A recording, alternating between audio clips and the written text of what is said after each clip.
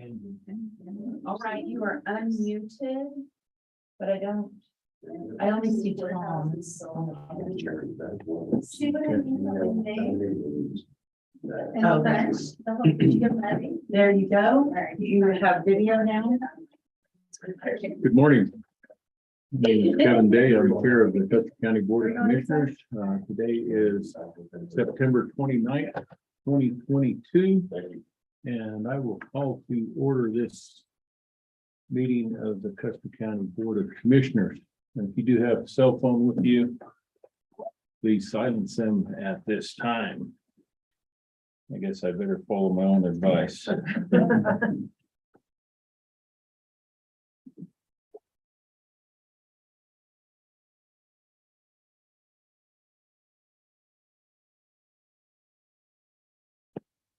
And if you would please join me for the pledge of allegiance. Sure. I pledge allegiance to the flag of the United States of America and to the republic for which it stands, one nation under God, indivisible, with liberty and justice for all.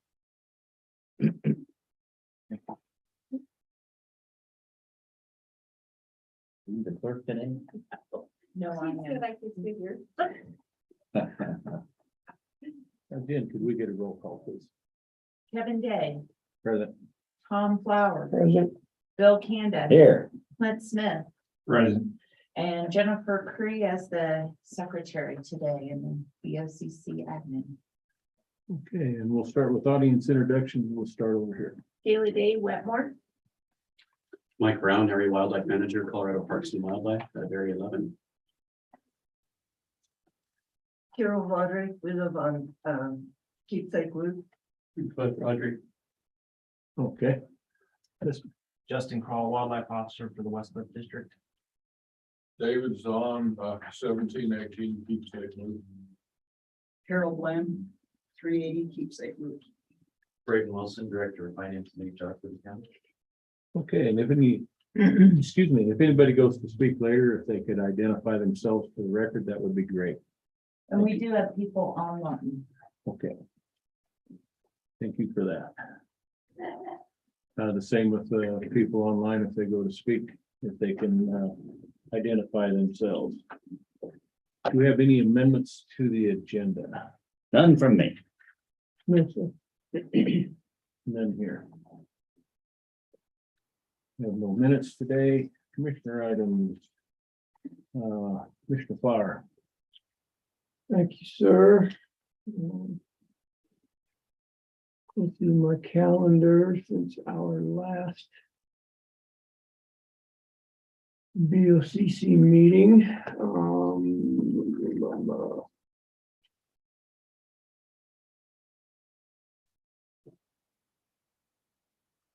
Just a second.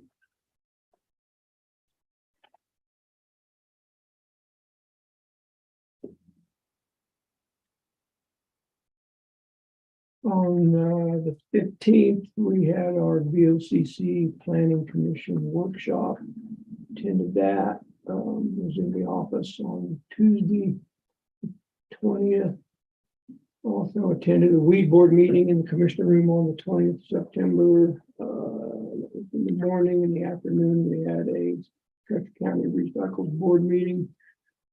On the 21st, I attended the opioid prevention and anti-stigma committee meetings over Zoom. That was, I think, the same day as the Justice Center meeting. Yeah, it was.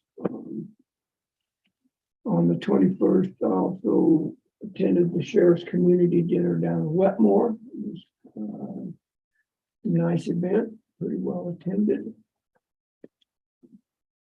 And then on the 22nd, we had the special BOCC meeting with the auditor. And then on the 26th, I attended the recall protest hearing in the courtroom. 27th was in the office here on Tuesday, my assigned day. That's kind of what I got on my calendar.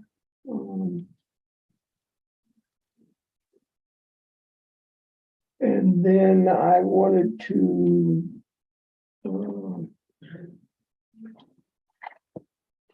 have a discussion about this proposed arbitration person for the lawsuit. You can leave it open. Just pointed that the arbitrator indicated to the attorney, CCI attorney, that if we're not vaccinated, we're not going to have a live meeting. You got that? Yeah, didn't you, Clint?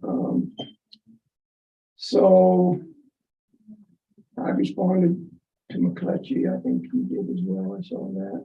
I've talked to him. I guess my question would be, are we all right doing that arbitration via Zoom, or do we want to see if they can find a different arbitrator, or what's your thoughts there? I did send an email to that attorney and told him that I had, can't remember the exact word, but when that judge retired from the underfunded courts commission, his last meeting was my first meeting.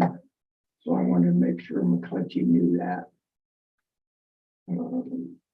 I said, personally, I don't see that as being a conflict, but want to make you aware of that so you know that I know who he is. And it was just one meeting.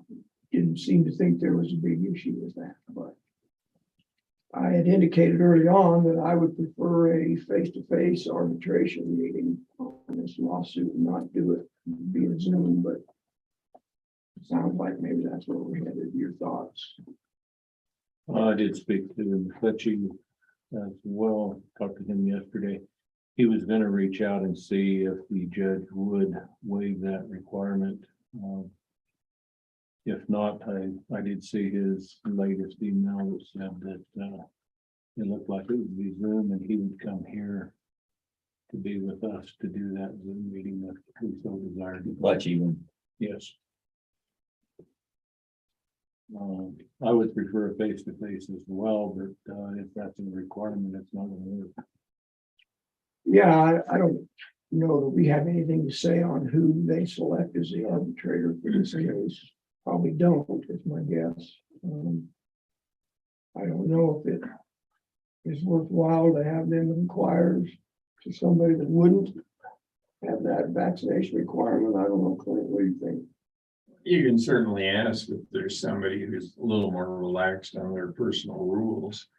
I think we should. They got a lot of mediators. Doesn't have to be this particular individual. There's a lot of them up in that area. Yeah, I don't want to be a stick in the mud about it, but I just soon do that face to face, but I didn't know McCletchy'd offered to come down here either. So. I would like to do it personally and face to face and with McCletchy. So I think we ought to ask my view and then see what happens. Maybe we could visit with him to see what he says. McCletchy, Yeah. would you want to do that as a chair? Again, I'm willing to do it Zoom, but that's not my preference. How's that? So we know where we shake out. I can visit with him today and we I can. think we ought to be pretty firm about it. It's our deal. It's our representative for us. You're entitled to that. And they got a lot of them, like I said. Alrighty, then I'll get in touch with him Yeah. today and see what we can come up with. Other than that, sir, I think that's all I have. Commissioner Kanda. Good news, we got the skid loader finally. You may have heard that. And the good news part of that too is we're gonna take the John Deere back here and get the hoses that are lined and fixed so that they can put the brush on it. And as well as other things, bush hogs and make them common. And other than that, everything's trucking along. It's all new fit for French, that we haven't talked about already. Okay. Oh, yeah? Yeah. Okay. Yeah. I did attend, if you guys all saw, I attended that legislative committee meeting. And I did send them in the designation form. You're gonna vote, right? I'm a voting member on that now, and at any of the votes I'm not able to, I will designate. Probably either Debbie Bell or Dwayne McFall, I guess, Proxy. as a proxy on that. Still attending the Florence Fire meetings, another one tonight. Waiting for them to get everything, all their ducks in a row, so they're ready to talk on an MOU for that ambulance service in Wetmore. And just a quick touch on the Justice Center. Did receive a call back from Cleve Simpson the other day. He did get the letter that we sent off, and will stated that he would look in to see what they might be able to come up with as far as funding help for moving forward on that Justice Center. Good. Okay. That brings us to our attorney items. Last week Dorothy and I went out to this property. We've been having a lot of complaints on. It was terrible weather. You know, the road was very muddy and everything, but it would go up. And the property owners had hired an attorney from Pueblo. He showed up, and I told Dorothy, and Kristen from the assessor's office was accompanying them. I let them slog around in the mud and look at everything. I sat in the car with the engine running. It was nice and They did real dirty work. they did, and there's just, that one's a really strange one. There's just such conflicting information we're getting about it, but I've been in communication with the attorney since then. Dorothy and I met a couple of days ago, and we kind of decided on how we're going to approach it at this point, and I need to get back to the attorney and let him know. Let's see.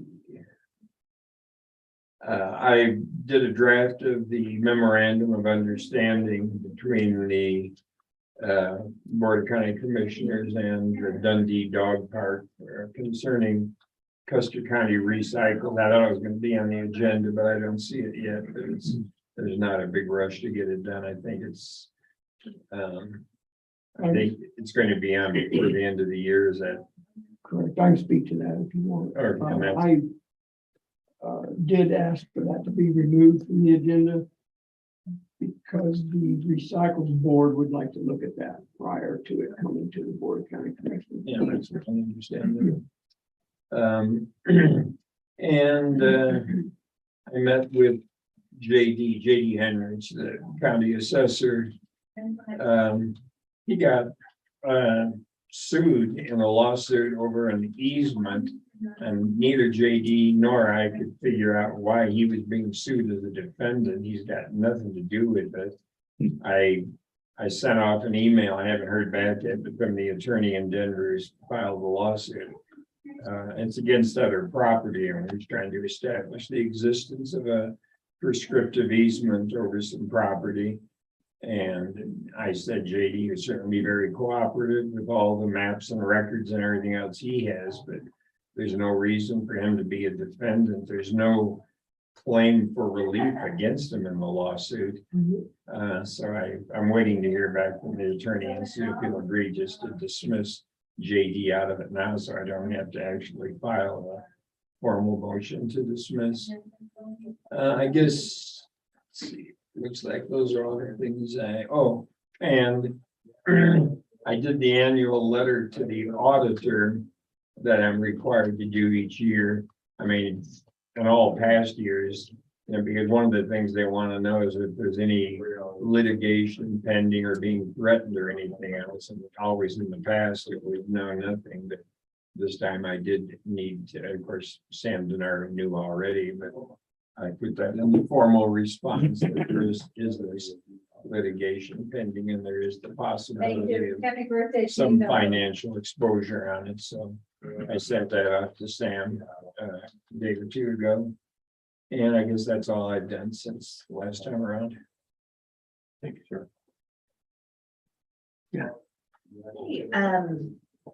The only thing is we've been starting to change everybody's email addresses.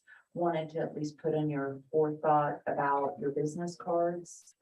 About what you want to do, if we need to get some more ordered, do we want to wait until the entire county gets switched over?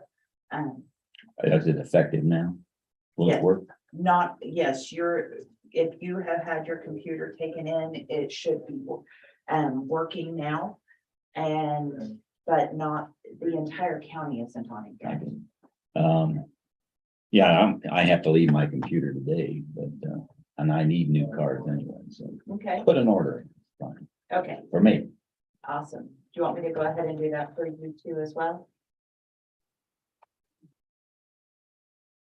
And maybe we do small I orders would say instead a of big orders. small, yeah, small numbers. We don't need a great big order of them. Alrighty.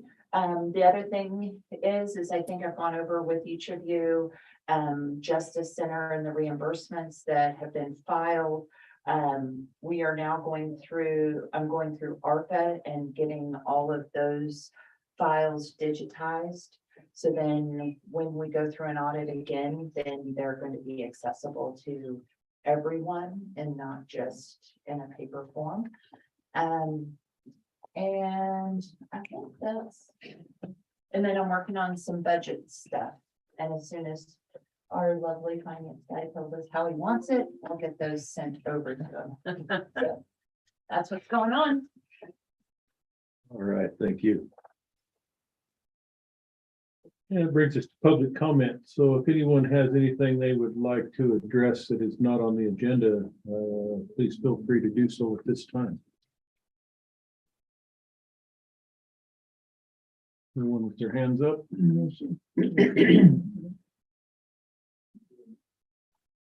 All right, that will take us to unfinished business. None here. None here either. New business. Consideration of support for project for the Colorado Parks and Wildlife's purchase of the Upper Red Cliff Ranch. Case closed. Case closed. Yeah, approved. Approved? Don't want me to even talk about it. You got the front row. I have, There we I go. have stipulations on my access. And I can access for others. Yeah. So I've got a couple handouts here for the commissioners. And didn't realize we've had this many attendees that I will pass around a copy. So Mike Brown, Area Wildlife Manager out of Pueblo for Colorado Parks and Wildlife. Kind of my geographic area of supervision or responsibility is everything from the New Mexico line all the way to El Paso County. And on the top of the Sangres, pretty much out to the Pueblo Crowley County line. Got numerous district wildlife managers and technicians underneath me, as well as 2 CSRs. So we're responsible for all the wildlife management and stuff throughout multiple counties here in the southeast region. The project that I'd like to discuss with the commissioners and attendees today is the acquisition of the Upper Red Cliff Ranch. So I've got a couple different maps that show kind of a overview that I'll pass around for you guys. I also gave them some tax records so they wanted to be able to review that before we got to. And then there's kind of more of a detailed map really showing where that property lies. I'll pass those around as well.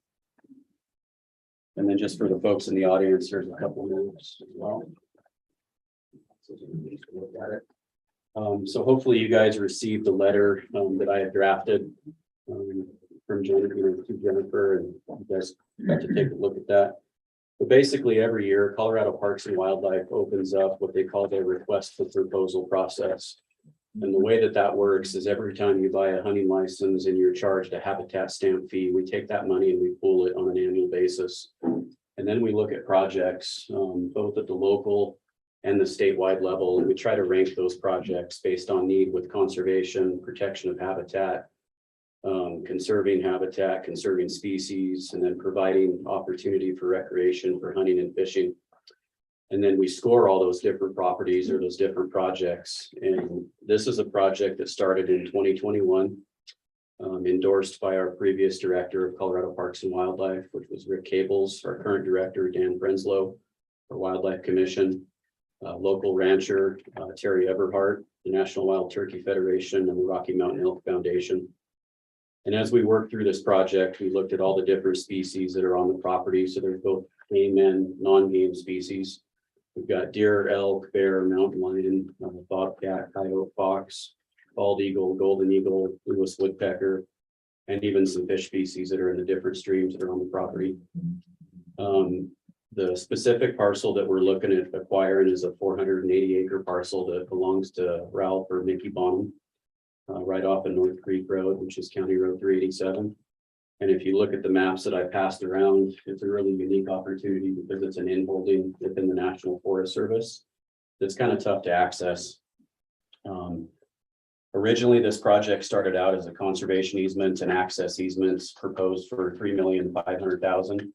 Working with the landowner and going through the process, we went ahead and worked to deal with him to acquire this in fee title to be able to purchase the property for $2,550,000. So this property, if we were to fully acquire it, would provide recreational opportunities for the public in the form of hunting and fishing and wildlife viewing, much like our other state wildlife areas that we own or we lease in fee title. And it would definitely be a win for conservation because we could actually protect that property in perpetuity and make sure that it's conserved. Normal concerns, that people have with that, and even the current landowner is like, hey, what are you guys going to do with any type of future grazing? Some people say there might be conflicts with that. Historically, Mickey ran 20 to 30 cow-calf pairs on that property.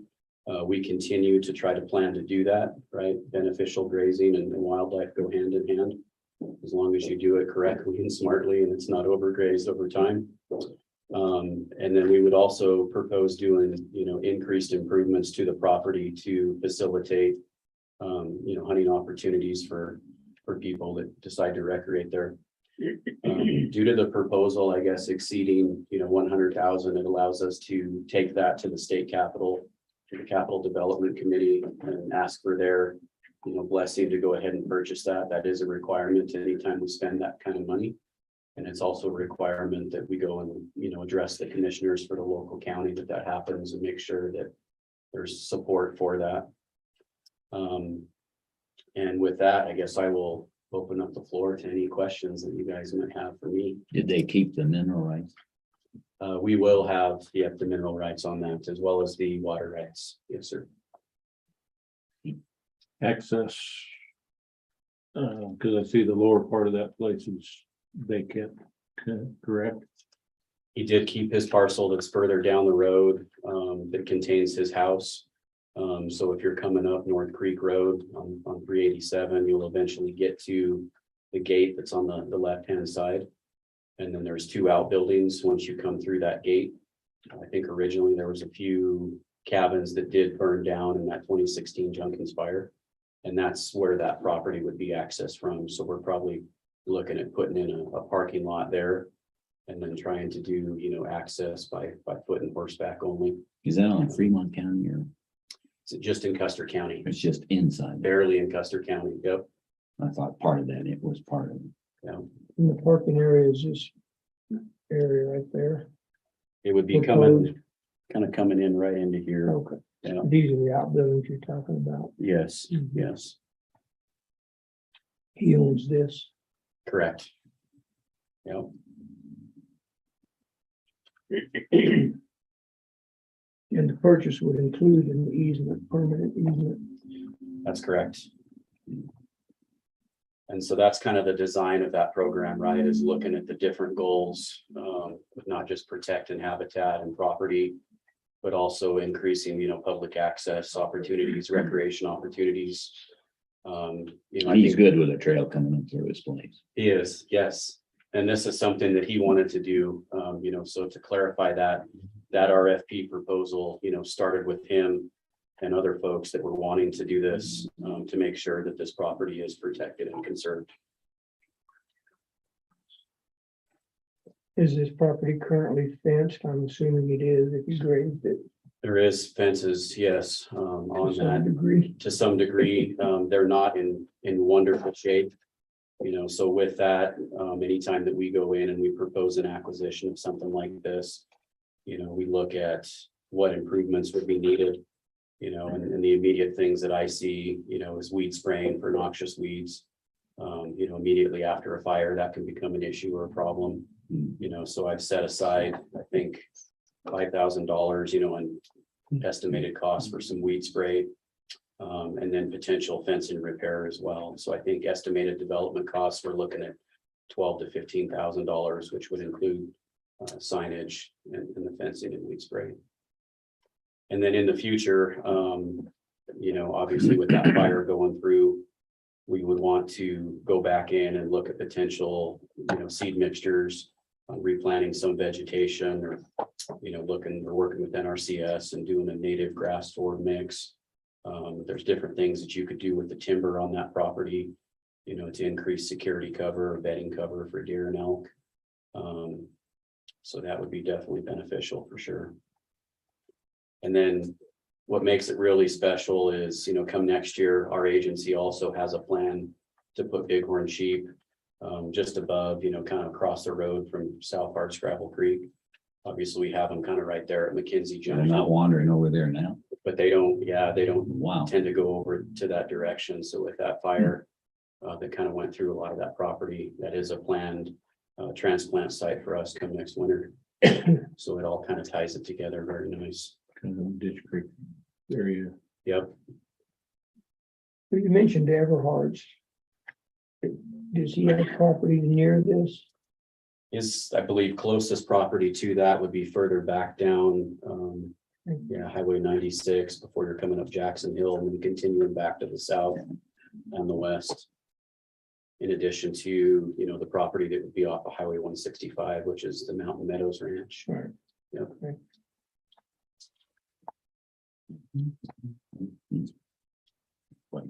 Do you And then- believe we need a motion, formal motion of support? I would like a formal motion of support, and I would actually like to make a motion for you guys to sign, I guess, the letter that I addressed.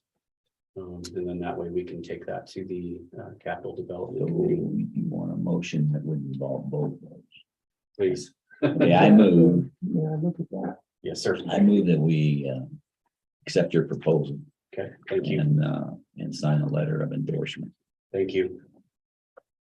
I'll second that motion. And the one, excuse me, I'm sorry, the one correction that I would like to note, I think in the original letter that I had sent Jennifer, there was a typo on the acreage, which was 447. The true acreage is 480. And I think we had talked about that Yeah. because you looked it up on the Not 447. Yeah. Yeah, not 447, but 480.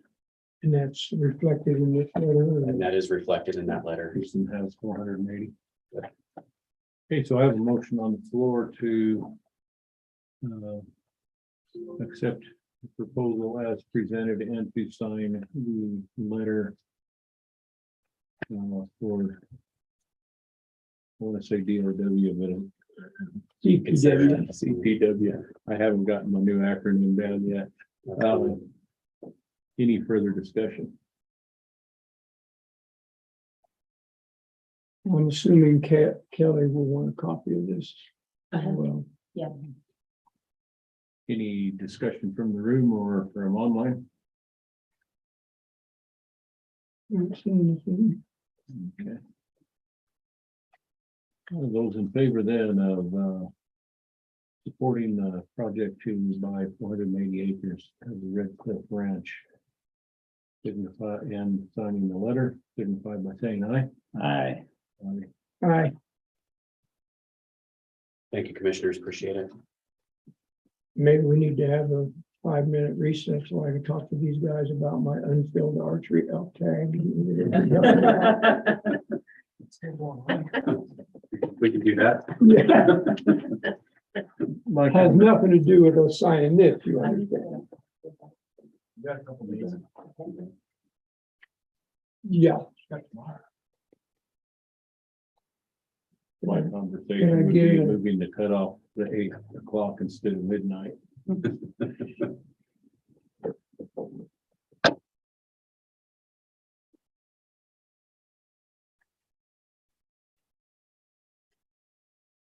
But some of us aren't smart enough to do it before the last minute. Or you're that busy, right? Sure. The 29th. Sorry, I should have done that. Thank you.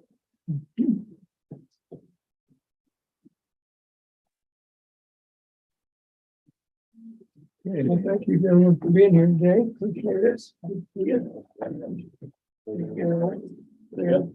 Thanks, sir. two more checks. Thank you very much. Thanks. Appreciate it. Good to meet you. And that should be done before they ship. Thank you very much. Good to meet you. So appreciate that. She said she would. Thank you very much. Good to meet you. How long ago? I've been with the agency for Yeah, 10 I'm years. making a comment. Prior to be, no, prior to being an AWM. was one of the- Oh, you're welcome. Thank you. Good luck with that. Walsenburg, Levita, and then prior to that, Kim Pritchett. Yep, we're raised in Pueblo. Colorado's been home my whole life, and this has always been my best center. Yes, best place in Colorado right here. Thanks for being here. Thank you, guys. Thank you. Thank you. Thank you. Thank you. And this is called Red. For Red Cliff Ranch.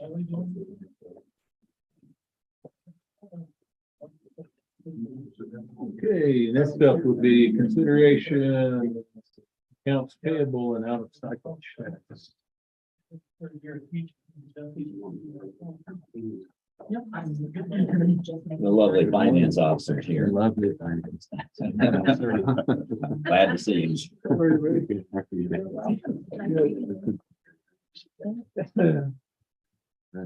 Take care, Mike. Thank you. You bet. Have a good rest of your day. Thank you. All right, so payroll out of cycle and accounts payable reports were sent out a couple days ago. Yeah, like 4 or 5 or 6 days ago. you. How'd that happen? Yeah. Payroll report is just that, just for your information. I will point out that that is high because there have been four people that have left this last month, so there was a pretty good sized payout for each of those. So that if you caught that being a little bit heavier than normal, that's the reason. And then thank Commissioner Dave for coming in, and he caught something in the accounts payable report within the road and bridge department. Was it his pay raise? So it was, yeah. No, it was something that made its way into fringe benefits that should not have been there. So appreciate that. Parts for Diamond Mower. Yeah. I couldn't figure out why those were fringe benefits. Why, yeah. It's odd. We're moving on to accounts payable or? We can start them. So that's the only thing that I was made aware of, and that has been voided and will be reissued out of the correct account. I believe that was the only issue that I saw.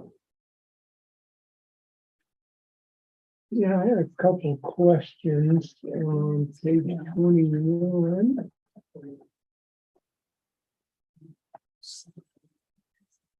I'm trying to get there myself.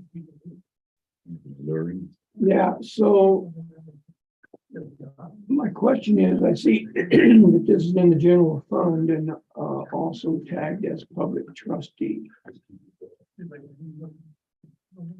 And I didn't understand that. Department 4350. Yeah, that certainly doesn't look correct.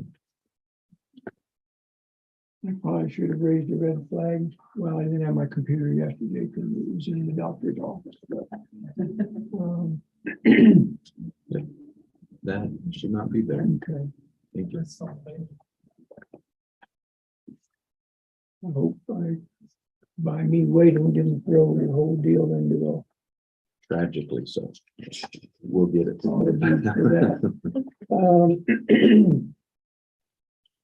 And then page 55.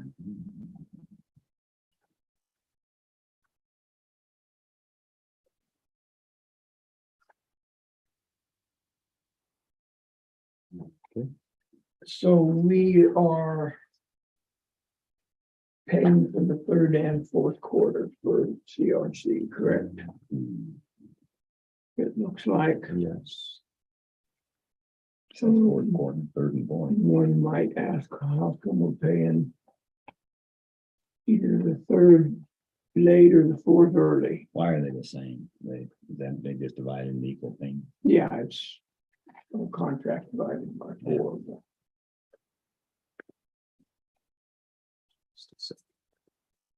Looks like it. One's 2 months later. or something.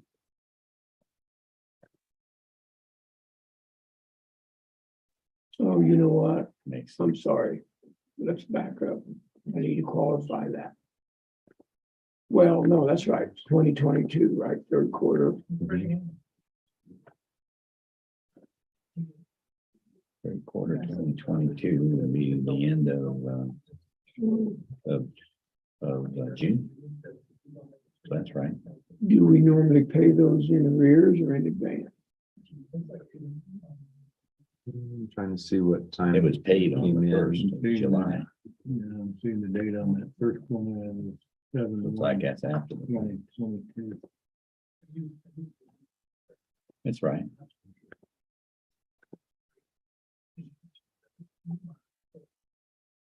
I will have to ask if, it looks like this comes from the sheriff's department. To see if that's just when they were both submitted. Okay. Or, So Yeah. we'll make How the that- timing of yeah, because it does look like the actual invoice for that third quarter shows a date of July 1st, Mhm. so, they probably did it before that. Or didn't submit it on that. right, yeah, so that would tell me that they would have received it, and we just did not get it into this month. Thank you for that. And we talked about this the other day, but I wanted it on the record to compliment your department on dealing with the annual payment for our lease purchase agreement on the Hager property. From my side of the world, I dropped the ball on sending a reminder or bringing that up ahead of time. So thank you guys for taking that. Lease is not in here, but appreciate that. Pass it on. Thank you. What property was that, Hager? Hager. Justice Center.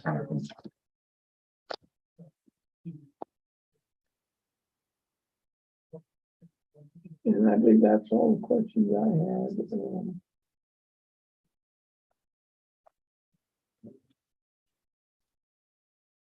Anything from you, sir? Nope. And we entertain a motion. I'll move to approve the accounts payable for the month of September. In the amount of, I'm struggling navigating the new Google Doc thing a little. $474,310.32. Okay, so I have a motion on the floor to approve the accounts payable in the sum of $474,310.32. Any further discussion? Those in favor signify by saying aye. Hi. Aye. Aye. Thank you. It just leaves you out a cycle report. One thing that we have implemented, which I may have spoke to last time, I can't recall, is that from now on, if we have not received everything by the week before the last business day of the month is our cutoff, that there will be no checks run that week out of cycle. And so that's just an attempt to more accurately report everything that's coming in, because in some cases that date range can be missed because it happens in between when we're processing and when we have this meeting. And so, so those are now automatically pushed to the first. And that might be where this report looks a That little puts heavy. some skew on us. So we'll still have some out of cycle checks, just not that last week, Right, yeah. for the week prior.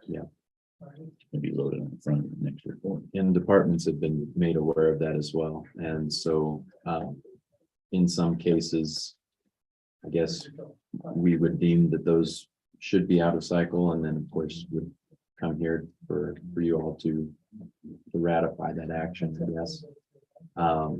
In some cases, that might not be the case, and that's gonna be, I guess, the teeth to make sure that people get invoices into us in a timely manner.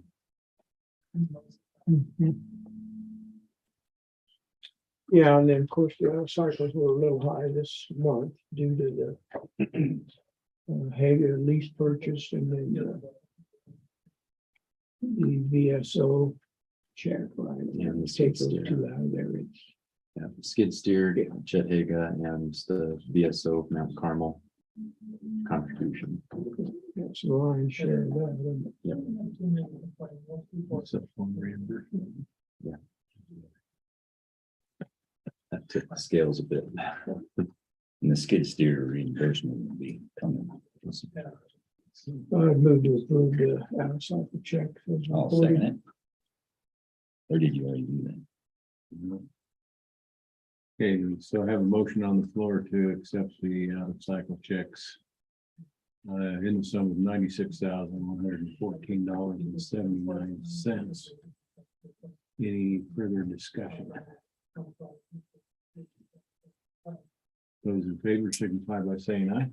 Aye. Aye. Aye. Thank you very much. Sir, we gotta remember that. Land payment on our budget. Yes, yeah. I've got a list going of things to remember. Yeah. Yeah, there's a good chance I won't. But thank you, sir. You want to sit? I can. No. Good morning. Good morning. How's it going? Doing Going, JD. Good. Thanks, man. Good. I'll scratch you again. Hello, sir. How are you? Yeah.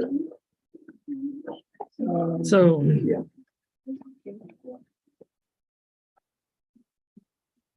I don't know if Kelly's not here. No. Okay. Well, these, you can read these later. This is just kind of, I'll give one to Jennifer. I don't know if Plant wants one. I doubt it. Yeah. Agenda. Thank you. All this is, give you a little history. You can read these later. This really doesn't matter. I'm just letting you know that we're basically changing the job description of one of my positions.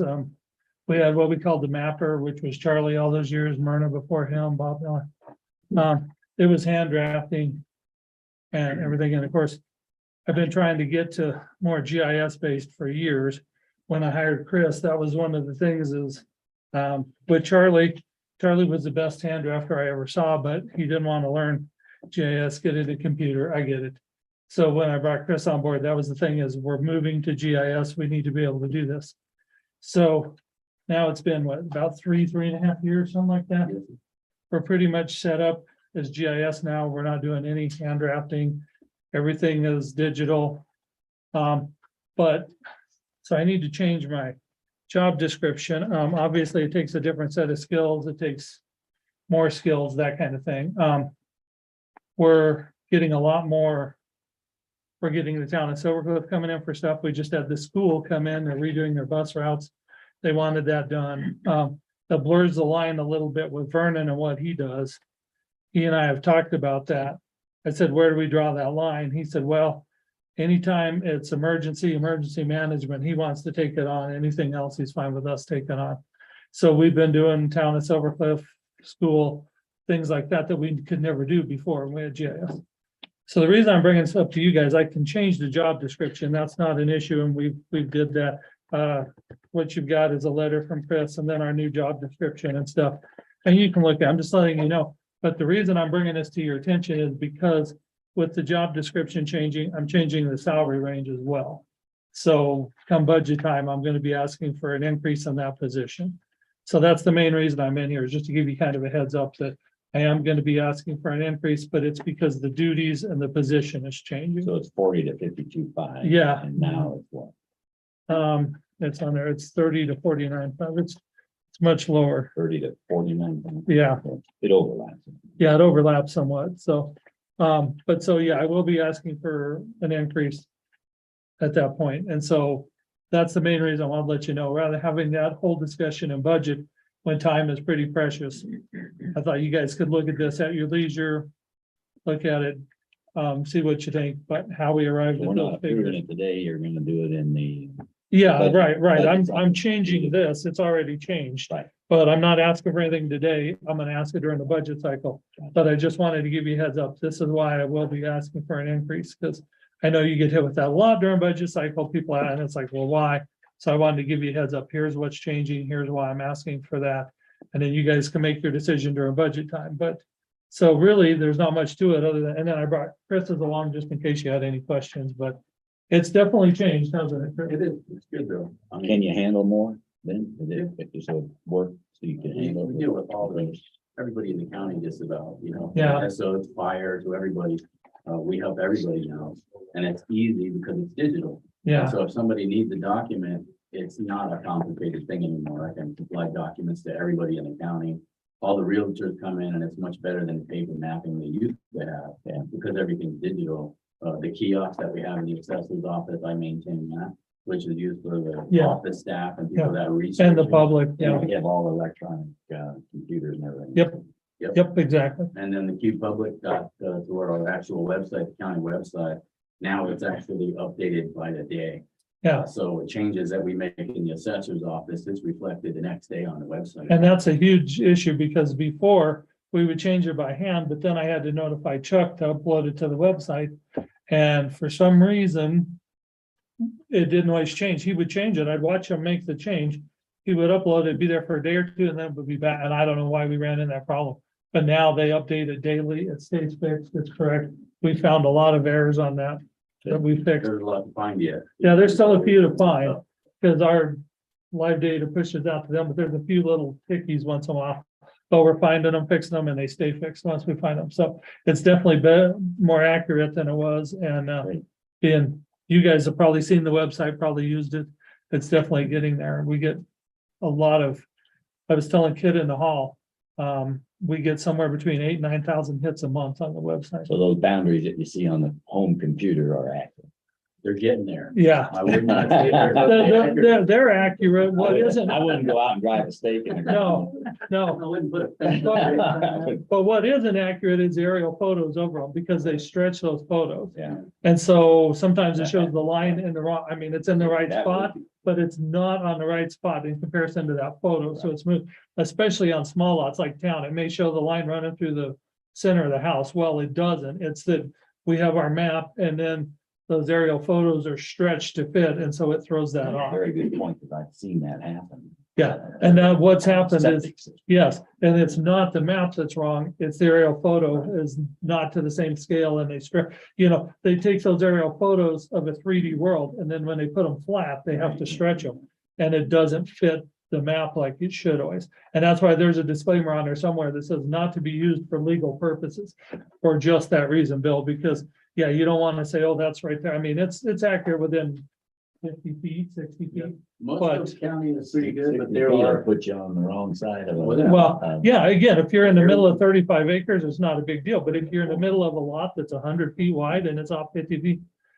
So our maps are accurate, but the aerial photos that go over top of them are not necessarily. Yeah, makes sense. The data has more error in the mountainous parts of the county, and the flat parts, obviously the aerial photos, they Yeah. match up much nicer. Yeah. When you get out into the valleys and up near the song grids up there, and the technology, when they originally moved it all over to GIS, wasn't the same as it is now.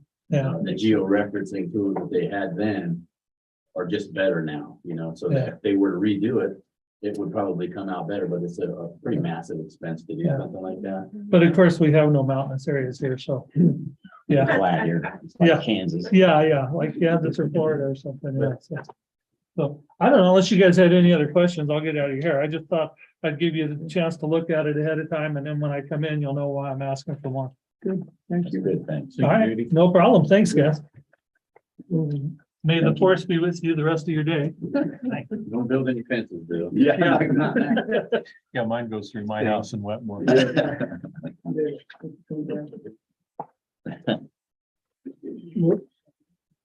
Sit down. Good morning. Dorothy's up. Morning. Good morning. Let's see, first off.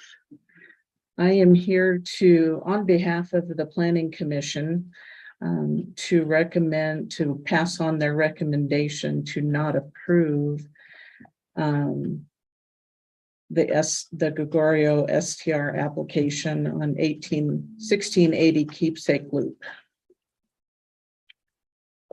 And a lot of that, I guess, if you want me to summarize, I believe that a lot of their recommendation is because of the small area that it is in, as well as feedback from the neighbors in that specific area. That was one thing that I did not see. Were you aware of? Did the planning commission at the time they voted give their reasoning for their votes? I know they're not required to, but have the opportunity to. I do not believe that I got individual reasons from each one of them. You know, at one time they were going to possibly start doing that more for us. And that I is, think each member is supposed to make a statement. Or sometimes one person makes a statement, and want to say, I agree with it, but I think that is required when somebody make a statement. I may be wrong on that. I need to. I thought the zoning resolution said may, but I don't It could be. swear. They did vote, and it did go around the room, but they did not specifically in each one say why they had made the decision that they had made. Thank you. Mhm.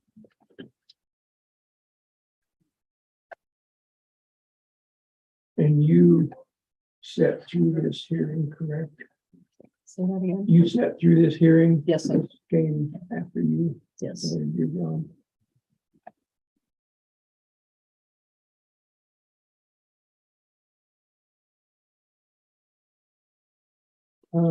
Sheriff, I know, Yes, go ahead. I think Mr. Gregorio is online. I'd be interested in hearing what he has to say, if that's appropriate. Yes, Mr. Gregorio. Sure. Hi, this is Joe Gregorio. First, I'd like to say that I understand neighbors would not want an STR. They have no vested interest in having an STR next to them, and I can understand there's fear of the unknown and what might happen, but that would be true of any STR. So what I'd like to tell the planning commission is I do have 10 years experience managing an STR. I managed one in Florida, much closer quarters than the acreage properties that we have here. Over 10 years, I never had one complaint. I screened all the tenants, so I have a lot of experience in what to do, how to screen the tenants, and to prevent issues. The second thing I'd like to point out to the planning commission is if you refer to the STR rules document policy that I provided, it's very restrictive, and I've gone overboard to try to address the neighbors' concerns. I've installed a noise mitigation system to automatically alert if people don't abide by the policy in terms of noise. They didn't want pets, so I said no pets for the property. They're concerned about property lines, borders. Someone might step over a border. That would be true of any STR, but I've agreed to have a professional survey company come in and mark all the borders, and then make sure the property managers instructs everybody that comes to the STR not to step over the borders and where the borders are. And that would be true for any STR, to include the STR around the corner, that has borders and multiple properties as well. So if you refer to that, all the concessions I've made, I've also made a concession that they were concerned about road maintenance during the winter months. So I said I wouldn't rent during the winter months. In addition to that, they were concerned about road maintenance concerns. So I also agreed for the joint road to the property that I would pay full maintenance of the road. You know, whenever it's rented, I would take responsibility for full maintenance of the road. So I would propose to the Planning Commission what really is the criteria for approval of the STRs. If it's up to the neighbors, to be frankly, if I was a neighbor, I have no vested interest in approving an STR, right? I'm afraid of who might come in and so forth, but that's going to be true for any STR. Joe, can I interrupt you for a second? Sure. This is Commissioner Flower. You've mentioned a couple of times that you indicate you're talking to the Planning Commission. This is the Board of County Commissioners. Excuse me, the Board of Commissioners. Yes, Okay. I apologize. Yeah, Yes. no problem. So I am addressing the Board of Commissioners. I apologize for that. I get confused with all the different names.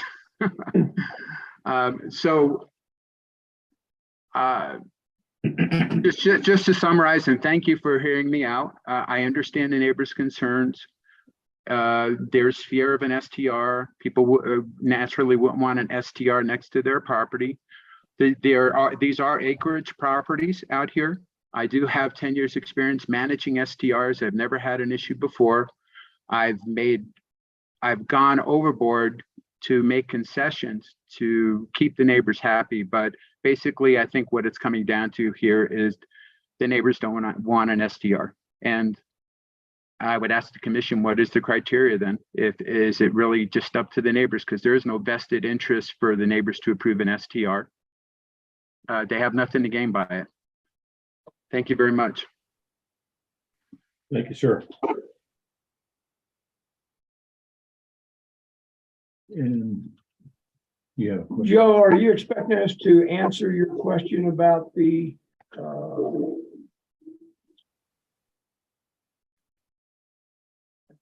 criteria? Thank you. That's the word. The criteria for approving or denying an STR.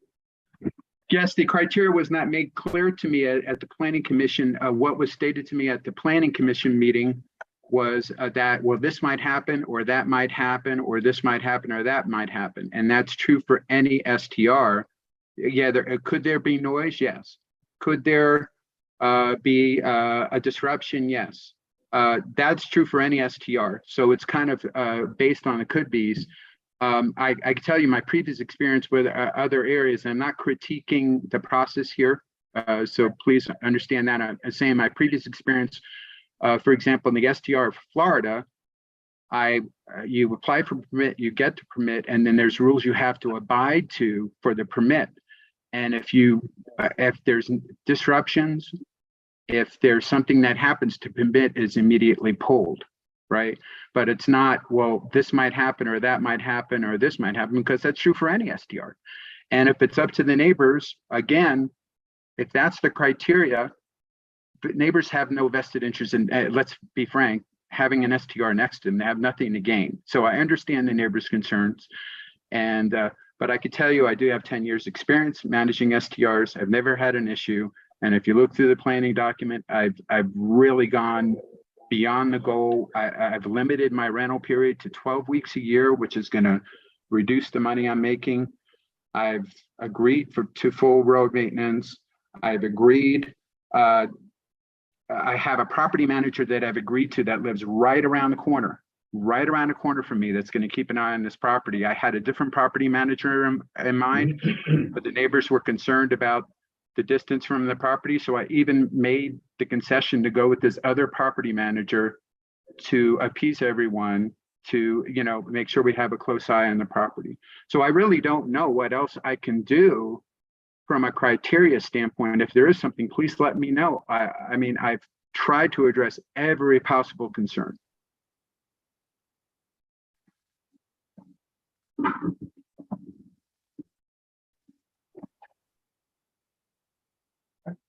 I'm assuming we have some folks here that would also I like. believe you do. Go I ahead.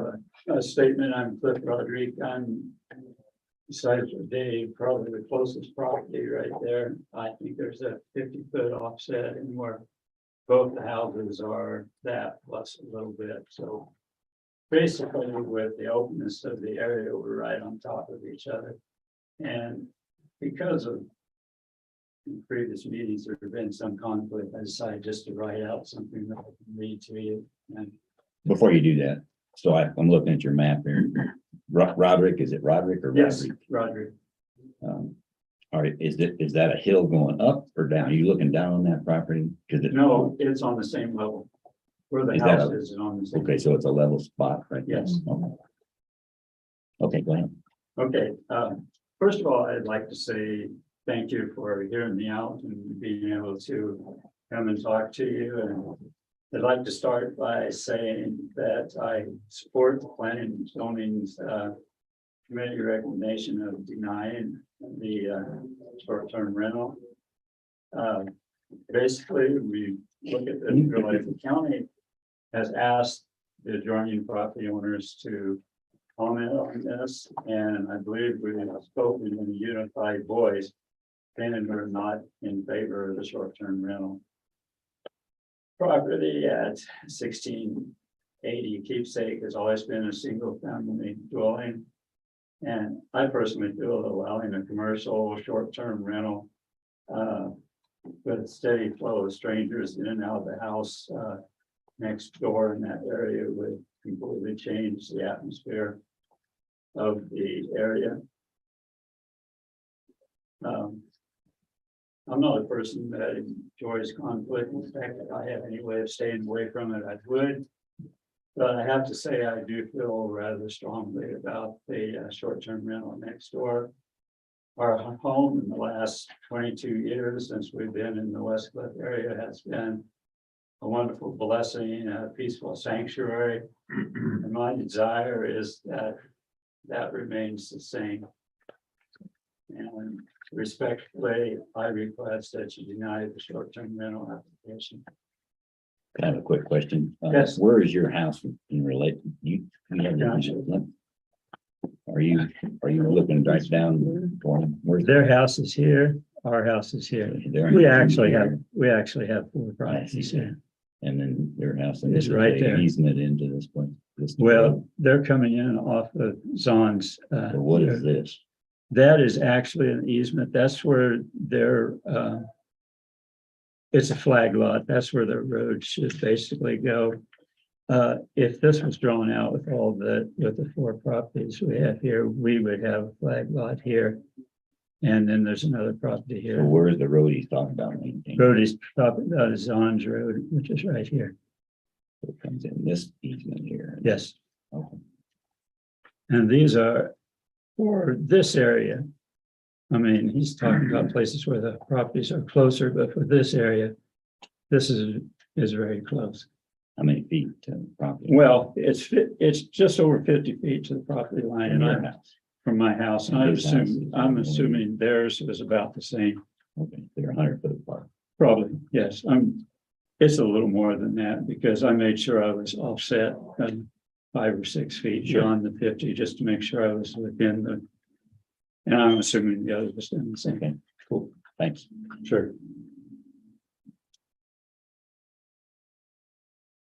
Anybody else here that would like to speak? I'm Carol Bland, I live at 380 Keepsake Loop.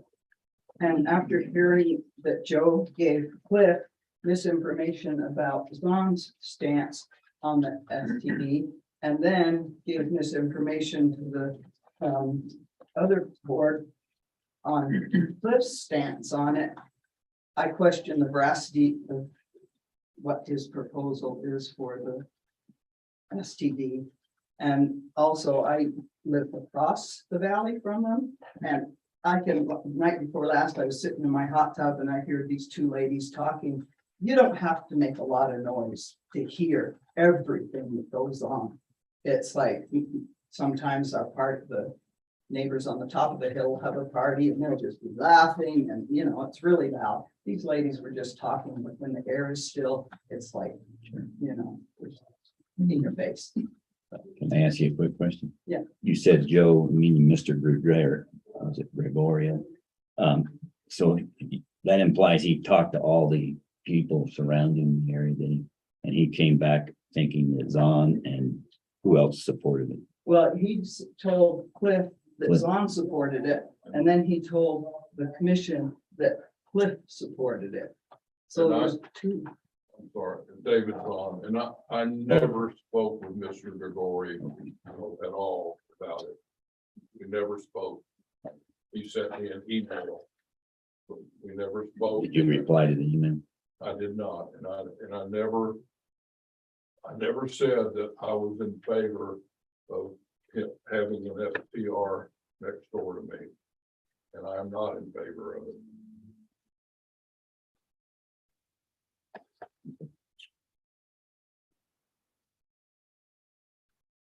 Any additional stuff?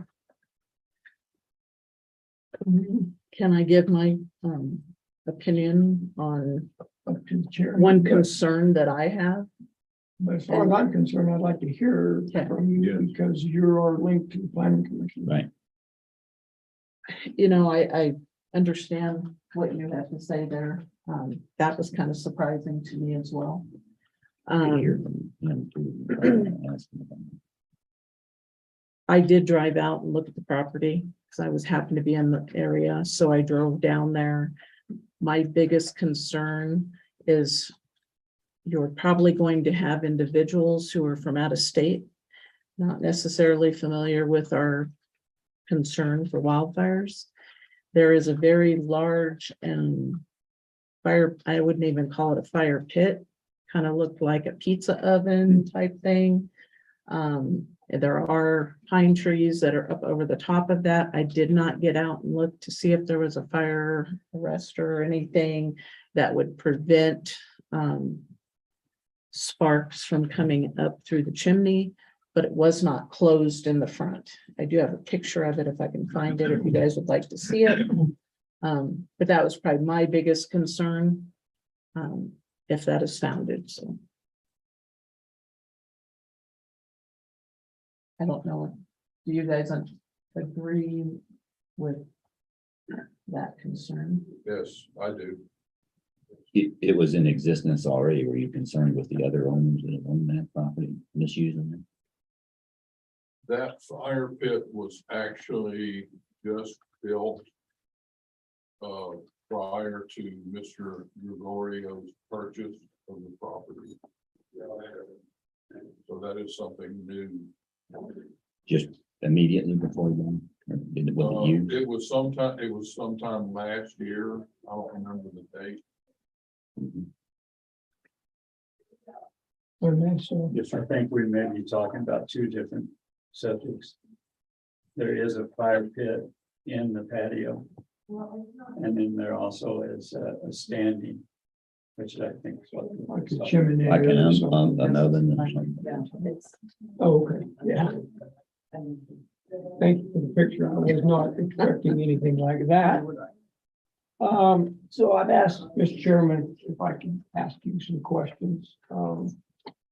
And so we have three separate families represented here today, correct? Yes. Okay. Yes. And so how long have you guys lived out there? 1986. 2000. Interestingly enough, we lived on Keepsake Loop in 1986, my wife and I did, but so you've been there a while, obviously 12 years short term and 32 years long term. A lot of times people are very adamant about when they purchase property up here. And to me, there's a difference between when you purchase property and when you live. From my standpoint, I think in these situations, it's incumbent upon us to certainly consider people's opinions that live in the immediate vicinity of a business coming into the county. I know Mr. Gregorio asked about the parameters that we use. There's some inherent, I don't want to call them issues, but if in the zoning resolution, it says we will listen to adjacent landowners' concerns if they have any, then of course, that's what we want to do. Question is, to what degree of emphasis do we put on that? And I'm saying this to you folks as well as to Mr. Gregorio. From my seat as a commissioner, I think that carries quite a bit of weight, or at least it should. I look at short-term rentals as a commercial enterprise. Our county's not zoned for that. The only way you can do that is by exception. And so if it's an exception, then I think it needs to come under additional scrutiny. And I think that's built into the zoning resolution. Is the Section 9 of the zoning resolution perfect to deal with short-term rentals? No, it's not. There's still some gray areas that I think over time we're going to have to flesh out. But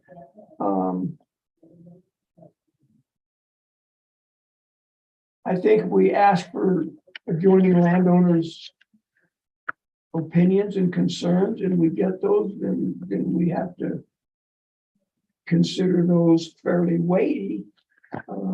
People north of town don't get to weigh in on this deal because it doesn't affect them, right? Could affect you guys. Go ahead. We do have a very close knit community in Keepsake Loop. I personally have almost everybody's phone number and address, and we had 40 people at the Valley Strong dinner, all together. So it's a tight knit community, and it doesn't feel right having commercial coming. I think I will. And yes, they are a commercial enterprise, although the county does not designate them as a, I'm looking to see here what it says here. Because I had read that in a couple of emails as well. STRs in Section D under 910.1. STRs are not classified as commercial properties in this zoning resolution and are not subject to the different property tax rate. And that's why that was put in there. Although they're taxed at a residential rate, although it is a business, and we all realize that. And the concerns of the neighbors are a big consideration. As well as, in this case, it sounds as though Mr. Gregorio has tried to address some of those concerns. I believe from what I've been seeing that there were 2 separate meetings on this with the planning commission. Is that correct? That's correct. So, and a lot of the concerns came up with the first one, and then he addressed a lot of those at the second. Correct. Okay. So to me, that also carries some weight where he has been trying to address some of the issues the neighbors have brought forth. And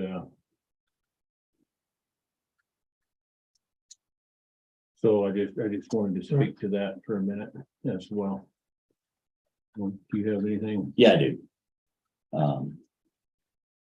The opinion of the neighbors does carry weight. It did before STRs were here. If something was going on in a neighborhood and the citizens got together and said, we have a problem here, they can have choices, call the sheriff, or you can come to the board of commissioners because there's some issue that we might consider for action. I did call the planning commission chairman to understand what the weight was. And he said it carried a lot of weight. It matters to me. Your opinions matter. And we have that on all our SUPs, the official SUPs, special use permits. all require a hearing to get right people to comment so we can make the right decisions. Kevin is 100% right. This is a residential property and it's used for a business. The state of Colorado designated it commercial just because they wanted to be able to have the ability for a landowner or other to collect money and pay taxes and make more money. And taxes are used to make roads for us and those kinds of things. So landowners have rights, and property rights are one of those rights that by the Constitution that we all have. And we sure don't want to have a mob rule on all things, right? Yeah, that would be ridiculous. We have to consider. And we have bent over backwards in our zoning, on our STR regs to make sure it was handled as a residential property. It is treated those, Joe, I'll call him Joe, has to conform just like if he were living here and make sure that whoever he gives his proxy to understands the fire prevention stuff, the parking, the parties, you in your own home would not have a party of 100 people and use your septic system. Right. I wouldn't. And I've had some big parties and you get in the appropriate stuff. If I cause too much noise in my own property, then the neighbor's going to let me know, and they do. And usually you work together, just like you all have worked together now, and you all take care of each other. So my view is property rights have a lot of weight. And I believe that we are finding him guilty before proven innocent in this case. And I would rather have seen this approved conditionally. So that you all had a chance to understand when he says a steady flow year round, it's not what I heard. He said he's going to not do it in the wintertime. And I know, and we've dealt with a lot of STRs, and I've done a lot of querying of other STR managers. And usually it's about a third of the year, throughout the year of people coming and going. And they're usually from a couple days to 3 or 4 days. So I worry about where you draw the line, because if you wanted to, Mr. Joe here could rent it for 30 month, 31 after the 31st day, you can rent it to somebody 11 times or as many, as a month rental or over a month rental, not an STR now.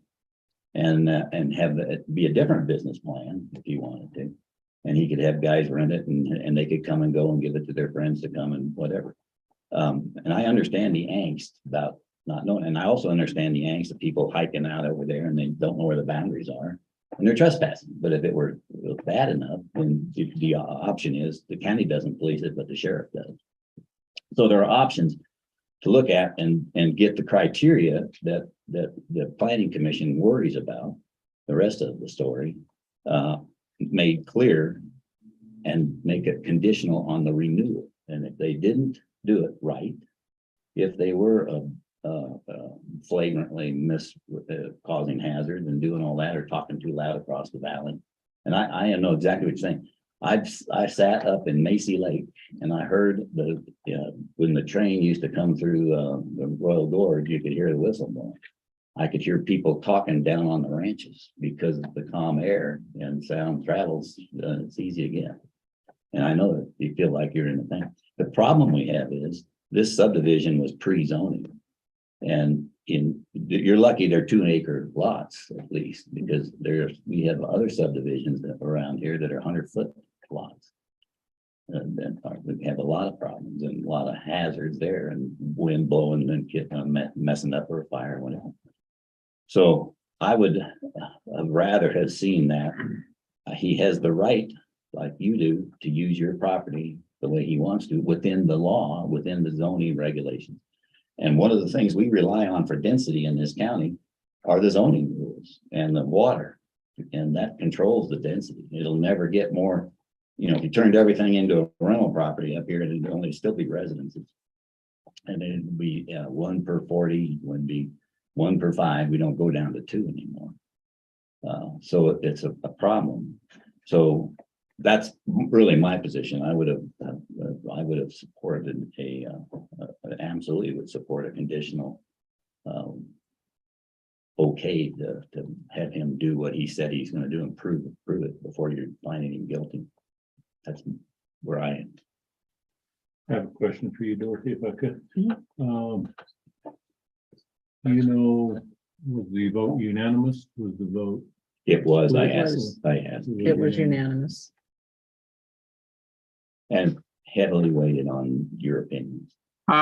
This is Joe Gregorio. Actually, there was one person that voted against it on the commission, and you can verify that. So that is not true. I don't know, Keith must have been wrong then, because I asked him. Yeah, I was there at the planning commission, and he did not raise his hand, and he did not approve of it. There was one person, I don't know what his name was, but you can investigate that, but it was not unanimous.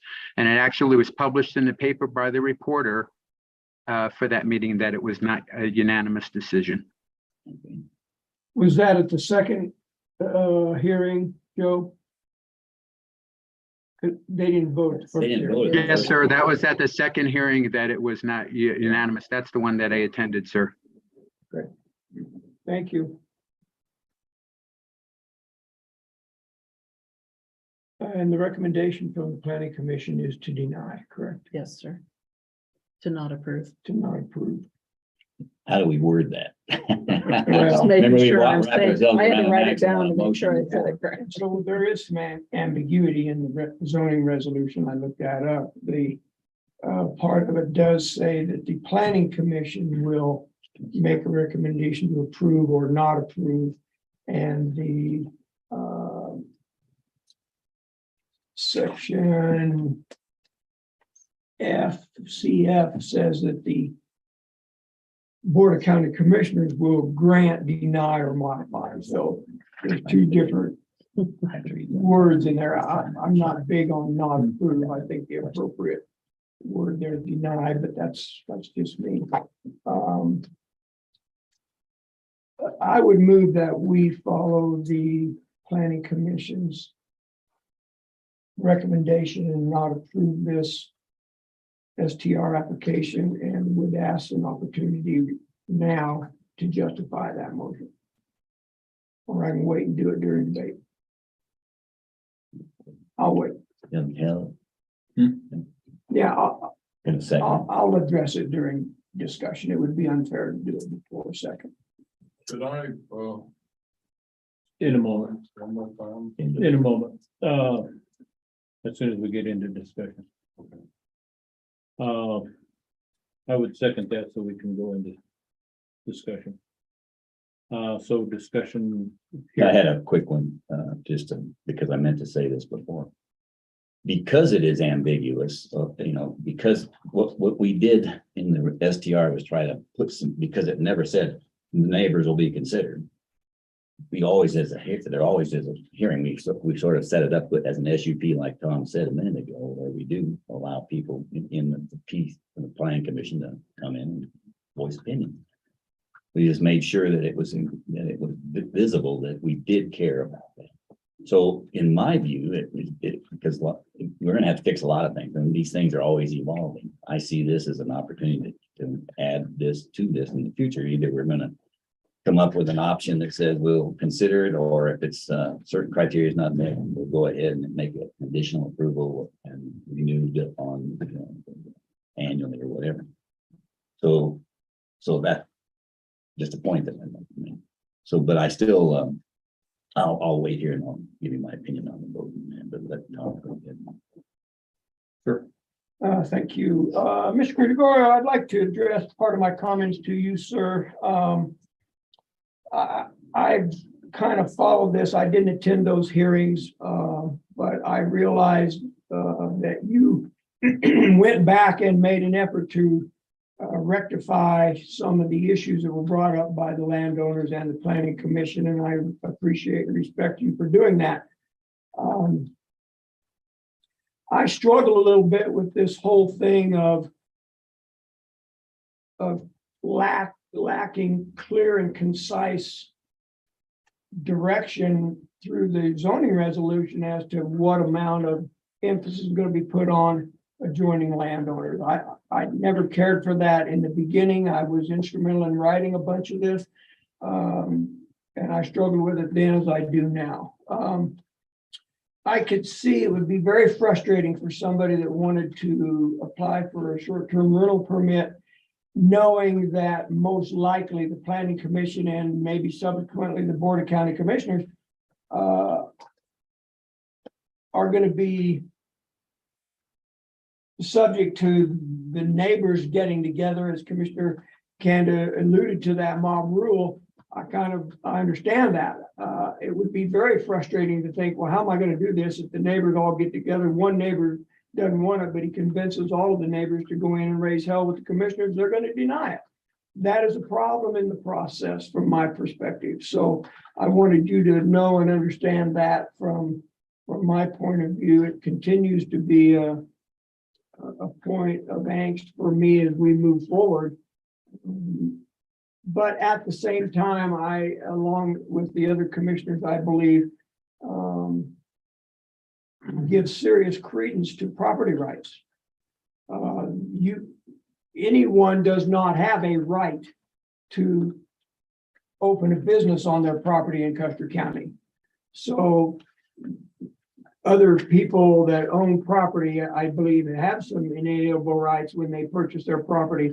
And I think one of those is certainly to be protected from unwanted businesses, that we're just not zoned that way. So I'm going to support, I made the motion and I'm going to support the motion, but I wanted you to hear it from me, sir, about my concerns on both sides of the issue. Well, thank you very much, Commissioner. May I make a comment? Just a moment you can. I have one here in the room first and then Yes, I'll sir. get back to you. Yes, sir. Can I, show you something on your map that you have there? Okay, so There's a pen. And for the record, go ahead and state your name for us again, please. David's on, Here you are. right? Okay, so this is my flag lot, okay? This property was given access to my flag lot right before I purchased it. Instead of this. And it was never disclosed to me by the realtor, who is still in business here today. So I have no choice. I have no say-so in this property using my driveway. So my home is sitting, it's kind of like over here. Okay. So anytime anybody comes in and out to this property, they're driving right by my front door. And what was the reason you think they didn't go with what they had designed it to be with this road? I think the realtor did it so he could sell, Was it easier he could, access? so he could sell this property. Is this a steep No, road? What is it? What's wrong? there's no road there. I It know, never, but that's what it was. That was what it was designed to be. right. Just- So the realtor had, I get it. he had an opportunity to This one must be open. make this property sellable by giving it So access they, through my property. right, so And you, so they did that right before I closed on it. There's a deed and everything filed. you at the didn't know court. that when you bought it. It was never disclosed to me. But the point that I'm trying to make is that anytime anybody Touch his. goes to this property, they're driving right by my house. So if you had a full-time resident up here with a bunch of teenage kids driving, now you're stuck anyway. Right? Well, yeah, and I've had to deal with that since 1986. Okay. But, so I'm just trying to make you guys understand that, why I am so against this. I get you. Yes. And that's all. And I appreciate that. Thank you. Mr. Gregorio.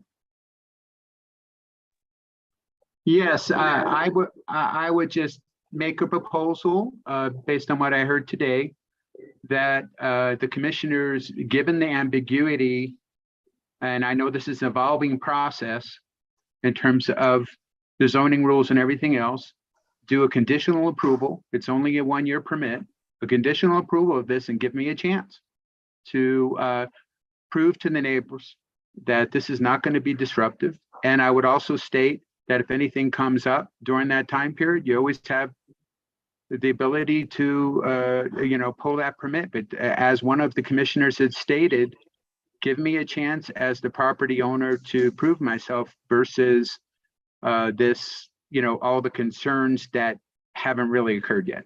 Thank you very much. I would have another question for you, Dorothy.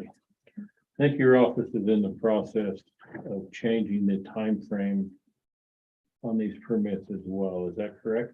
That's correct. We're bringing everybody to go January to January. So anything done now at the end of this year would in actuality be until December 31. Correct. You're not gonna grandfather for a year then.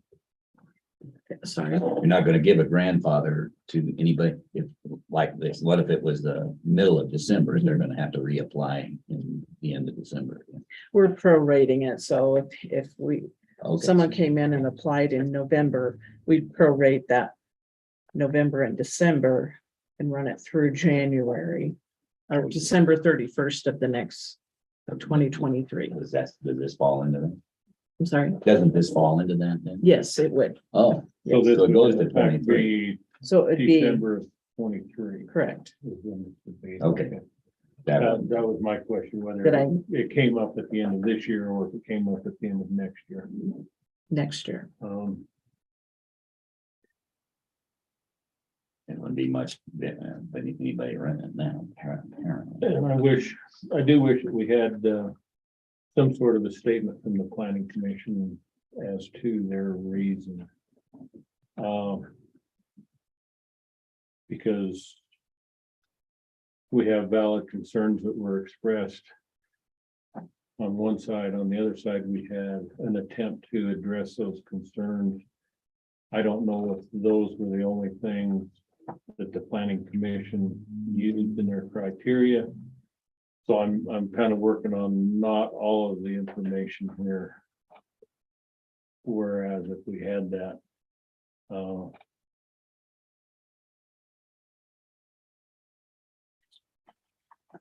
so that's why I have a little angst on this. Yeah, the only thing that I had is Because of that. Q4 that he said they put a lot of weight on me. But that wasn't the only criteria. I think Commissioner Day, you bring up a great point. I keep coming back to the process of this whole thing. I believe we need to continue to fine tune it. And I share your angst about that. I think maybe that the commissioners should have available to them the recording of those meetings as part of this packet. When we look at it right now, we don't get that. Generally speaking, I would struggle going against the planning commission's decisions, although we have, and I've supported a vote on going against it, but we have them in place for a reason, and that's to do that work. And I appreciate Mr. Gregorio's sentiment about trying to make this thing right and trying to do whatever he can. Certainly carries weight. Mr. Gregorio, I want you to know I appreciate, and I think we all do, that it'd probably be easy for you to get very frustrated and get very hateful about this and vent your frustrations. And I think you've done a good job presenting your case both to the planning commission and the board of county commissioners. In all transparency, sir, you are aware that you do have options if you're not satisfied with the decision of the board of county commissioners. Are you talking about legal options, sir, or other types of options? You have an opportunity for the appellate process to go to the Board of Zoning Adjustment. Oh, okay, I wasn't aware of that, Commissioner. Thank you very much. Can I also interject something else? And I think it's an important piece of information. Before I bought the property, I did talk to members of the Planning and Zoning Commission because I was concerned about the purchase with my plan to operate an STR. And I'm not going to mention any names, but I did talk to one lady at least 3 times, and that was on the Planning and Zoning Commission. And what I was told, based on my concerns, was there's no association in this area. Many people live here part-time and everybody's laid back, and you're not going to have any problem. You just need to go through the process, sir. Don't worry about it. You just need to go through the process. Now, you can see what I'm going through now. Basically got a mob of neighbors going after me, and I understand their concerns. I'm trying to address their concerns, but that's quite different than what I was told by the Planning Commission before I purchased the property. Thank you very much. And for the record, the Planning Commission did not tell you that, a member told you that, correct? That is correct. I called up Planning and Zoning, and I talked to a member of the Planning Commission that also worked for Planning and Zoning, and this is what I was told. Okay, thank you. Thank you, sir.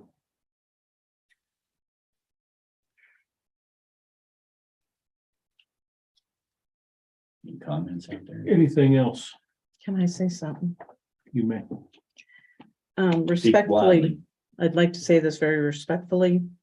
It is my understanding, and please correct me if I'm wrong, that during the planning commission meeting, most recently, it was brought up that your realtor was the one who told you that.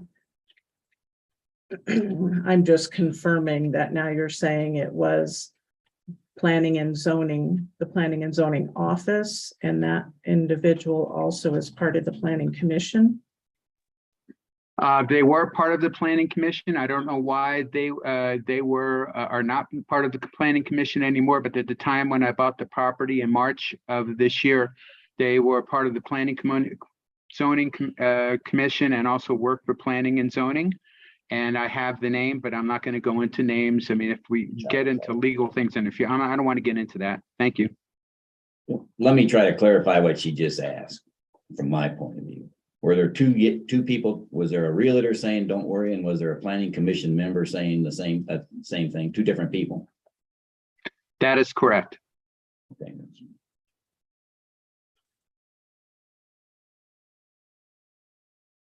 Okay, anything else?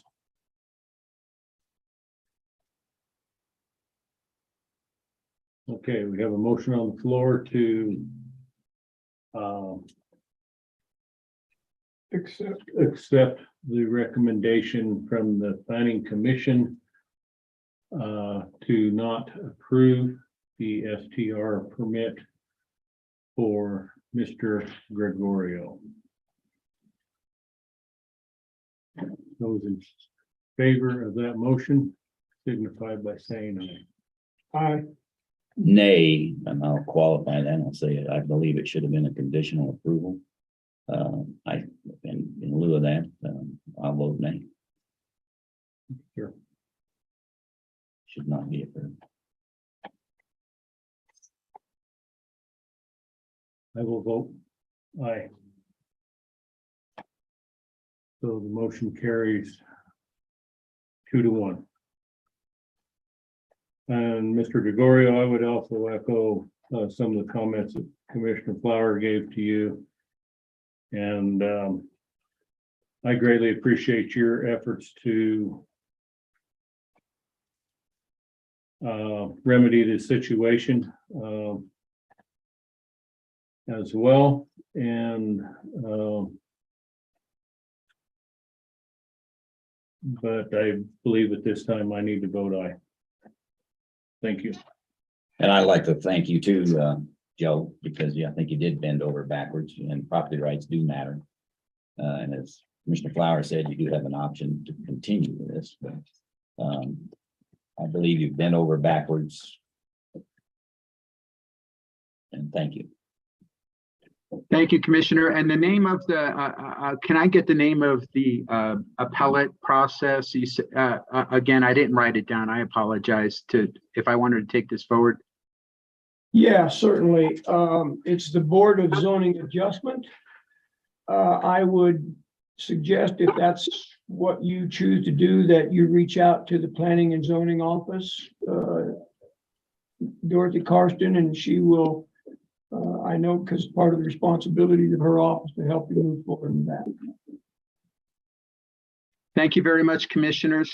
I appreciate your time today. Thank you. Thank you, sir. Last comment, I'm gonna address you all. I think I appreciate it. You heard what I said. Your voice did matter. It does matter. And I think given a conditional approval, it allowed you the ability to make a judgment based on the facts. That's where I was.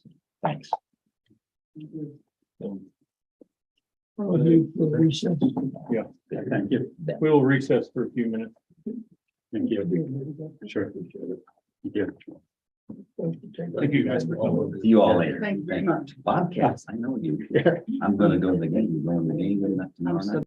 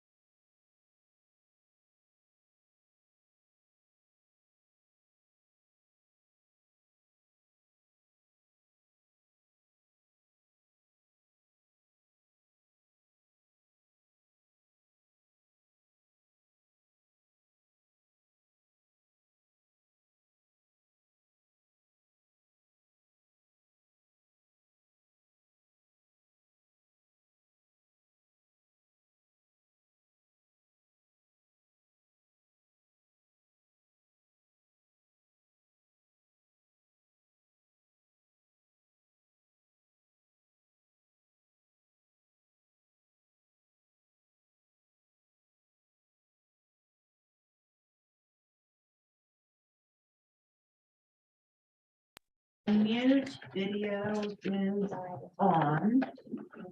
Okay, I'm Kevin Day, Chair of the Custer County Board of Commissioners. I will reconvene this meeting of the Board of Commissioners. The time is now 10:50 a.m. Next item up would be the consideration of Smith vacation of interior lot lines. I believe Mr. Smith has joined us today, but I'll kind of give you a little bit of a rundown as to what he's asking. He has property in the Lake Dewey subdivision. And he has put in an application to vacate interior lot lines, which would bring, let's see, he has 1, 2, 3, 4, 5 lots, that 6 lots that he will bring into one lot. Did you guys get? No. No, Sorry, I I have apologize. them in the package. On It's in the. I may have it. I'm looking for it. I'm gonna have to give you this. One other thing that he Where is is it? also requesting in that application, which I believe it needs to be on its own application, and we spoke about that this morning. He is also requesting that we vacate Dublin Lane to the point where his properties start to where his main residence is. And we did talk at length about the tracks, because I was concerned that the tracks that run across from the end of Dublin Lane right there in front of his house to the opposite direction, or the other way, you can see two different sets Where are you of pointing? tracks. I'm talking right here. So he's wanting to vacate Dublin Lane also from here to here. And come in. Mike, there. yeah, Where's he coming in then? If he vacates that, is the road gonna stay there? he's wanting to vacate the road. So he would be like his personal Be driveway personal going to driveway as his opposed to a road residence. that somebody can just Yes. run into. Yes. We And did, these lots are nobody's. those are his lots that he's wanting to vacate the lot lines Oh, as I well. see. Okay. Makes You sense. see that the lines in yellow would be the lot line. Yeah, I got them on there. Yeah. Okay. Good. You can keep that. But Oh, the good. two little roads, little tracks along there that you see on both sides of his home. Is the whites the same? It's the same. The lines are the same. That's The it. yellow, that one's in yellow is the only difference, so you can see the It's lines. the same road. the same- His is in black. He's outlined it in black there.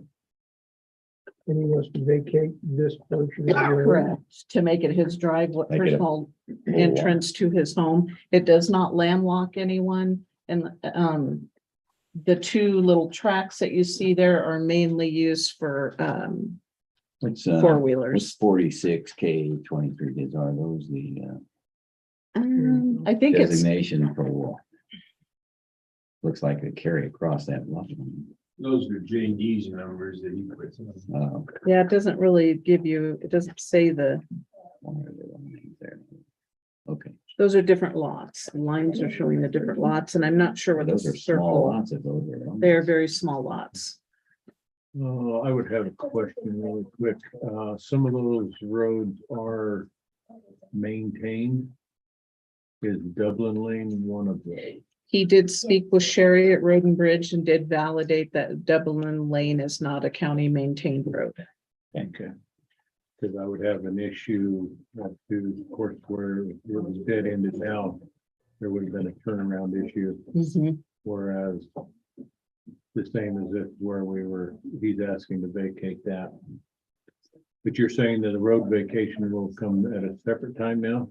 Well, he has it all in the same application, and when I got to really looking at it, I did, we did speak 2 different times about that, because I was worried about the tracks that ran across there, as well as, I did let him know that that is a separate application. So are you I don't- advocating doing this then or not? I am definitely advocating doing the vacation of the lot lines. So I guess I don't see a concern with Dublin Lane, because he's assured me there is not any easements along there. and that will now be a separate application. It will be, but I don't believe that has to come to the board. If it does, I'll add it to the, There's no gate going across there no. anywhere.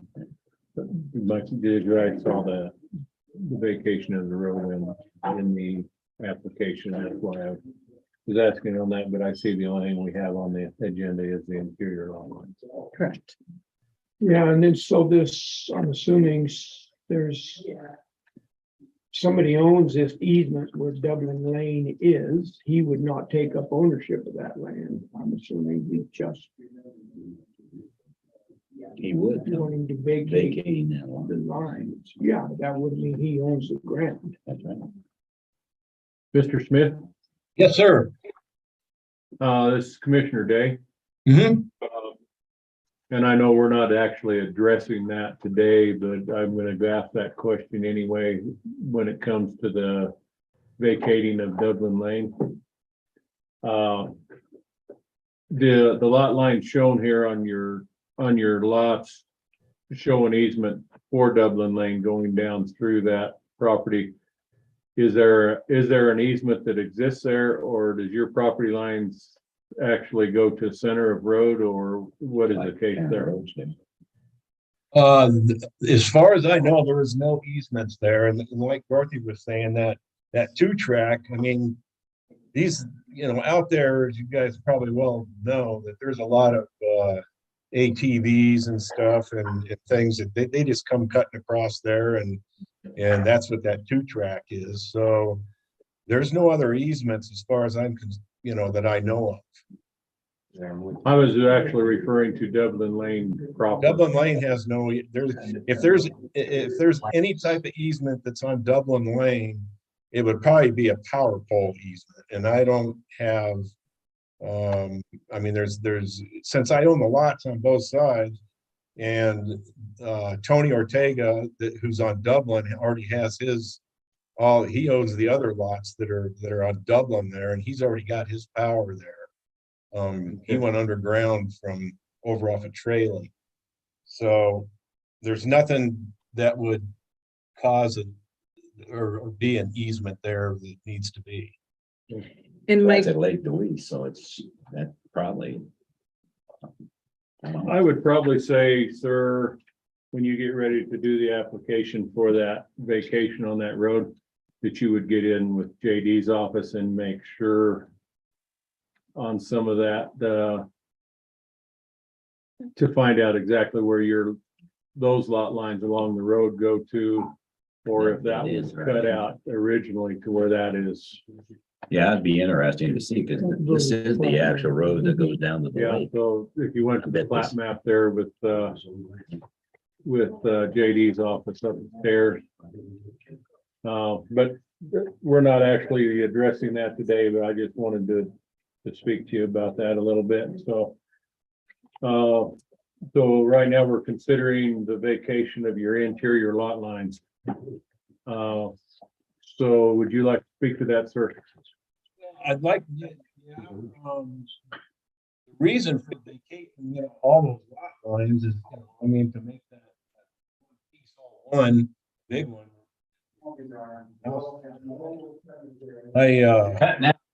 Yeah, you're breaking up. We're not hearing much of what you're saying, Mr. Smith. Oh, can you hear me now?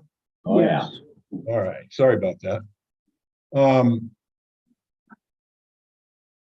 It's kind of important that all that, including the road, to me, to vacate that road. I mean, Custer County does not maintain it. And these people out there, they come up there, they turn around, they get on my property. And it's just it's a menace to me. So that's the more important thing, is vacating that road before I mean, I'll vacate the lot lines, but that road is a big importance to me and my wife. We're planning on, retiring down there here very shortly. So that's, Yeah, and you understand, sir, that we're not dealing with the road issue today. I know that. Okay, all Yeah. right, just wanted to make Well, sure. yeah, I was hoping we could get it done all at once, but I didn't know I had to do 2 applications. So that's why I stuck it all on one. and when we spoke this morning, I did not have the time to get it added to the agenda. It has to be 24 hours. So we do need to look at that. I do want to say, and I think we need to revisit the vacation of Dublin Lane. I just got information from our county assessor that that may possibly be a county maintained road. So I do just want us to validate that. Hey, Dorothy. Yeah. There's a difference between a county maintained road and a county owned road, because not all county roads are maintained. Maintained. So from It's an one, easy yeah, it would be owned by the county. county right of. We'll have to look County on the right plat away. map. Yeah. I just So- think there's some things we need to validate before we make a If it was decision. maintained, it would Yeah. be maintained. So on the road, yeah, that's, I think there's issues that need to be looked at before that's ever addressed. But What are we addressing as now? far as the lot lines, is what we're looking at today. So, we'll step away from the road today. I think we've addressed what needs to be looked at there. And so the lot lines would be, and on my copy here, I'm not able to, That's in the description yeah. though. It's The lots. lot lines, the interior lot lines on 15 and 16, block 1, Sierra City filing 3, and to vacate the lot lines on lots 11, 10, and 9 on block 2, filing number 3. And those would all be joined with lot 12A, block 1, Sierra City filing number 1, Sierra. Yeah, that makes sense. I'll second it. I didn't make a motion yet. It sounded like you made the best No, motion I've heard. I'm so saying far. what I was talking about what we were addressing. I did not make a motion. Oh, well, shoot, now you gotta say it all over again. So.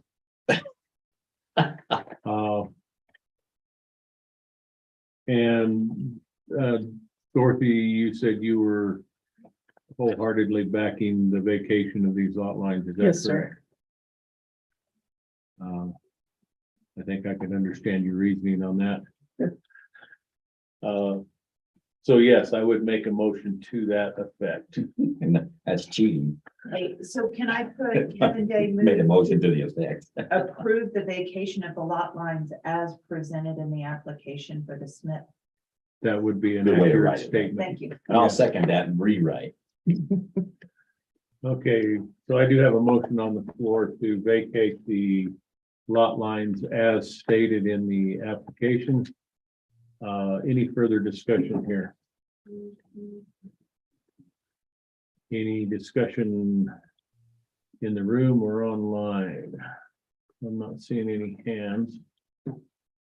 Just one question, Sir, if I could, sirs.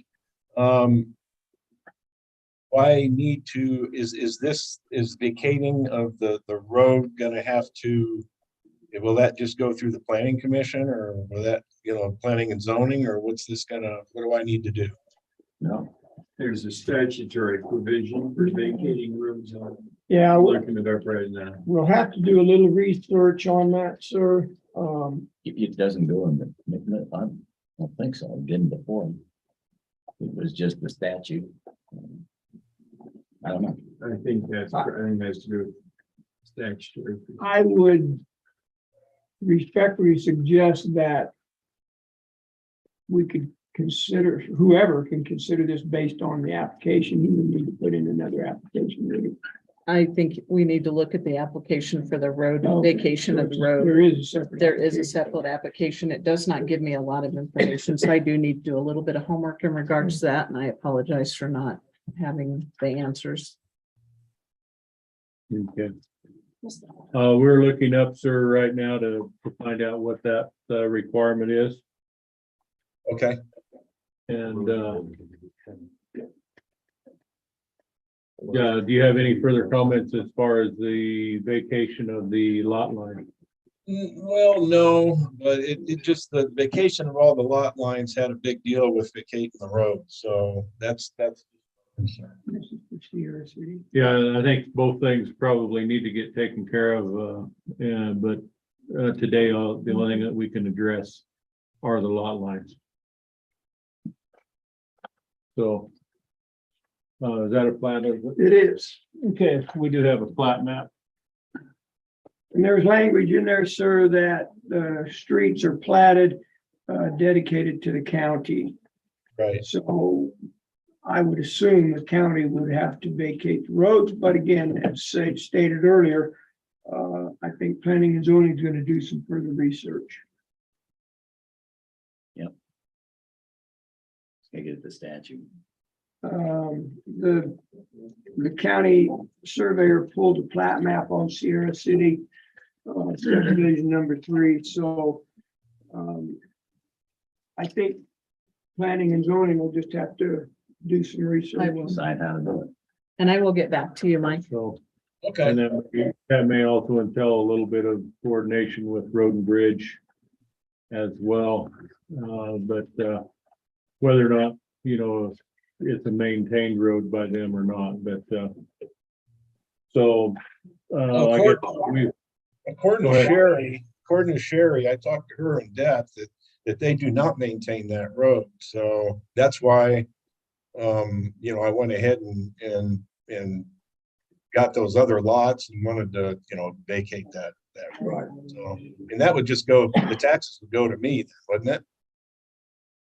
I'm sorry? The taxes, I mean, that road portion would just, it would flip over to me, the taxes. That's my big question. I don't believe so, but I don't know I that don't think either. it's a county maintained road. If I don't believe it's a county maintained road either, No. but it's dedicated to the county. So I don't think by vacating that road, ownership of that property would automatically go to you. I don't know that, but that's my concern, that we'll just have to research that and find out. okay. Anything further on the vacation of the interior lot lines? Oh, is that what we're dealing with Yes, today? we are. No, we don't. I'm trying. I thought we were dealing with this, right? I didn't want to throw a wrench in it, Yeah. So my apologies, we can't address it, although we can speak to it and help you, try to help you along here Anything you on that. But right now, we're gonna vote on the vacation of the interior lot lines as stated in the application. Those in favor signify by saying aye. I, Aye. So at this time, the interior lot lines have been vacated and we have not addressed the road issue. And if you could be in contact with Dorothy as she does her research and everything, that will help you move along on that. All right, I appreciate it, commissioners, and I enjoyed talking with Dorothy. She's very helpful. So just so you know that. Thank you very much. I'm sure she appreciates it too. We'll tell their boss, you. her boss. Yeah, tell her. All right, thank you, sirs. All right. All right. You're up again. Consideration of a service agreement with iWork for planning and zoning. Well, since we last spoke in regards to this, I've been working with the gentleman and trying to make sure that the service agreement gives us everything that we can get. And I'm pleased to announce that I got $1,650 marked off of our initial package. So the first year, because we have set up and everything to go through, it will be, where is it? $6,650. Originally, when we first started speaking, it was $9,800, but I got him down quite a bit. I also this morning spoke to him again, and I don't believe it's really clear in here, but I do have his verbal words that it's in here, but it's not as clear as I would like it to be, that we will be able to start implementation effective immediately after our training program, which is about 2 weeks off and on. They'll do training with us. We'll be able to start fully using the package without and not pay for it until January or December 31st, January 1st of this coming year. So he is in essence giving us 3 months. So we would be able to utilize it and then our contract would actually start January 1st, Correct. 2023. We don't have to pay for anything until then. Yes, That would be your learning curve. yes. Uh, And I forget, did we talk about where this money would come from? No, I was told to put it on my budget for this year. And I've talked to Braden in regards to that. I'm close. I wish I should have brought the numbers. We're bringing in additional revenue with the use tax, collecting that up front. I should have brought you an exact number as to where we're at on that, but I was hoping 10 that months may, easy payments. may help with that. So we would need to pay for this contract now No, in January. that's what that was the deal that I worked out with him, was that we would, if we sign with them today with the service agreement by the end of the month, so today, he will let us wait and not pay for it until January. And up until my phone call with him this morning, we wouldn't, basically, I wanted to validate that I wanted his suggestion on how I could start scanning some of those documents and then uploading them later. And he said, you know what, Dorothy, we'll just start now. I'll give you 3 months free. How close are you? Did you say in your budget? You said a few $1,000 or 9,000? I got it. But it is some, right? It's on there. It's If 5,000 a you year. rework some of your normal budget that requests, you can absorb some of that, but you're gonna have to have some new money added. I'd have to look at it, to be honest, Bill, because my budget was completely blown with the payroll side of things. And then we had to have the contractor do the septics for a while. Some of your budget got added because of new people with less pay. A little bit more. But if we don't have to pay until January, she could put it in. I'd write that kind of, just looking at how much that would make. And I'm seeing here that your first year would be $6,650. Is that correct? That is correct. $6,650 for my first year. And the reason why it's more is because of the implementation and setup process and training. Training is free. I guess I shouldn't add that in there, but it is all part of that package. So It was initially when we had our workshop, he had it at 3,300 and I've got him down to 1,650. and For that. so Half now, price. moving forward at this time, second year on is at $5,000. It is 5,000 for the first 3 years. When I had my call with him reviewing the actual service agreement, one of the questions that I believe it was Mary brought up from the planning commission was, what's your average price increase? And he assured us, he said, I can't guarantee forever, but at least I'm telling you right now, we have never increased the rate for our current customer. The rates have increased for new people coming on, but a current customer has never gotten a rate increase. He said, I can't, promise you that that's always going to be the case, but I thought that was pretty promising.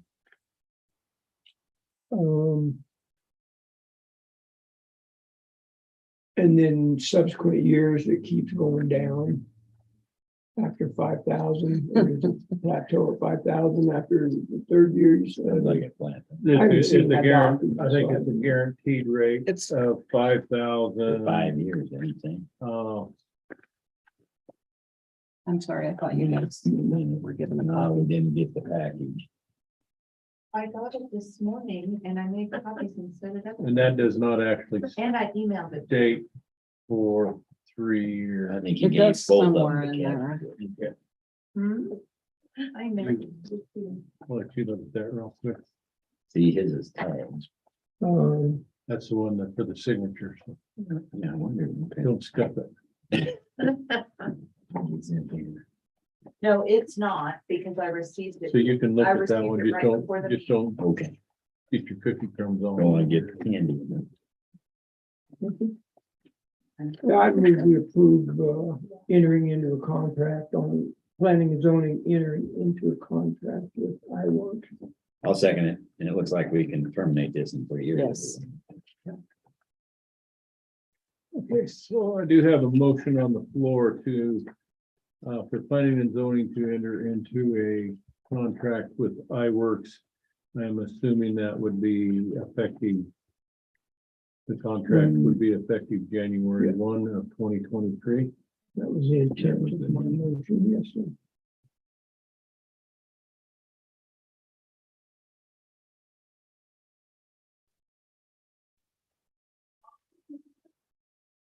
Any further discussion?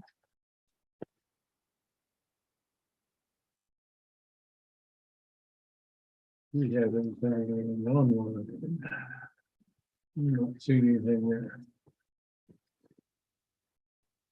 Okay, those in favor of planning and zoning entering into a contract with iWork commencing January 1st, 2023, signify by saying aye. Aye. Aye. Thank you, gentlemen. I appreciate it. Smile all day. Want to see me skip out of here? Yeah, I could skip. And we have one signature line, so. Are you really done? I'm done, I believe. Unless you guys have something else for me. I can just say I've been researching and vacating a road, and I'm sending Dorothy the statutory procedure. We need to see the plat to see if the property owners, they're owned to the middle of the road, and that'll be shown on the plat. Right there. Doesn't show it. There's just this.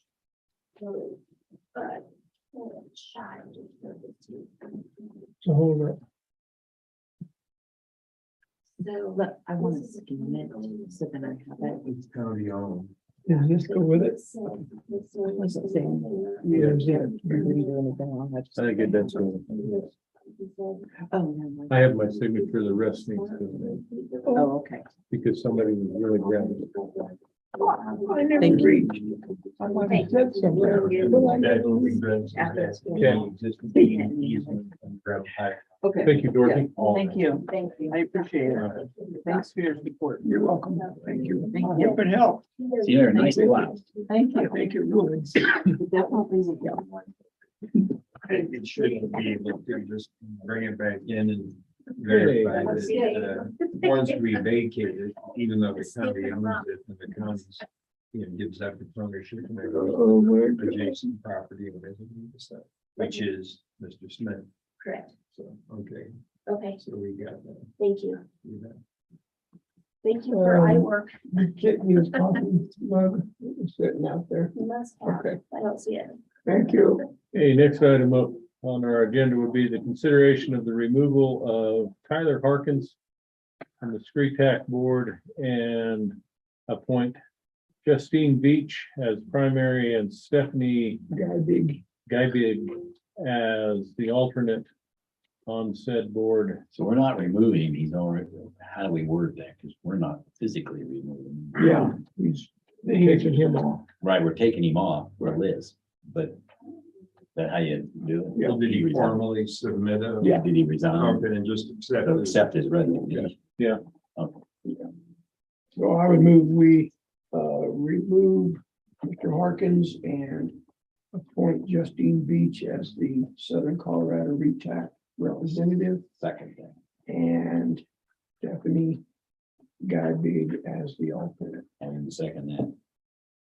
Okay, so I have a motion on the board to remove Tyler Harkins by accepting his resignation off of the SCRETAC board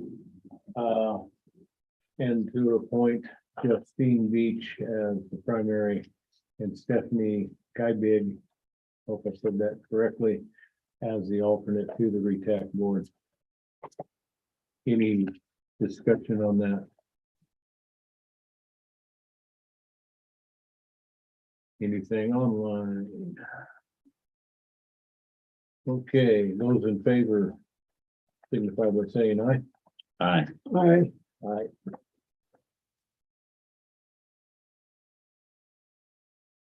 Okay, we have, next item would be consideration of moving the December 14th meeting due to conflict with the CCI conference. So where would we move it to? Well, I'd suggest maybe moving it to the following day, Thursday the 15th. When's the CCI out? Is it on Wednesday? It ends on the 14th. I've got an opioid meeting at 2 o'clock that day, but I don't think that'll be a conflict. See the, yeah, It'll be in Wetmore still, just change the date. I don't have a problem with that either. 15th. Let me check something, Clint. I'm not sure we're scheduled to be in I Wetmore. don't think we are. I guess I don't have it down as Wetmore. We decided not to do it. Yeah, I think that's right. Do we need a motion to do that, or can we just say we can do it? Have it in my calendar as Commissioner's Boardroom. Yeah, we're not scheduled to be in Wetmore. What days are the Does first 2 the days? 15th work for you guys? I am on, Our conference gets over at noon on Wednesday. Right. and I will not be in attendance there. My plans may have changed due to the hurricane. So I mean, that reads really far. No, it hit Custer County. Yeah, it's right where. I believe that I am available on the 15th. If there's another day, you prefer, Yeah. I know if we'd have to go all the way out to Monday, the 19th, right, That'd be crazy. so Let's do it the 15th, can I believe I'm available on that date. I could not say for certain, but I believe I am. we? If we get tied up, zoom in. Emergency. well, I move we cancel the meeting on Wednesday, December 14th, and reschedule on Thursday, December 15th. I'll second. Okay, a motion on the floor to cancel the meeting, VLCC meeting on the 14th of December and move it to the same time on Thursday, December 15th, To be held in the Commissioners Boardroom. to be held in the Commissioner's Boardroom. Any further discussion? Those in favor signify by saying aye. Aye. Aye. Aye.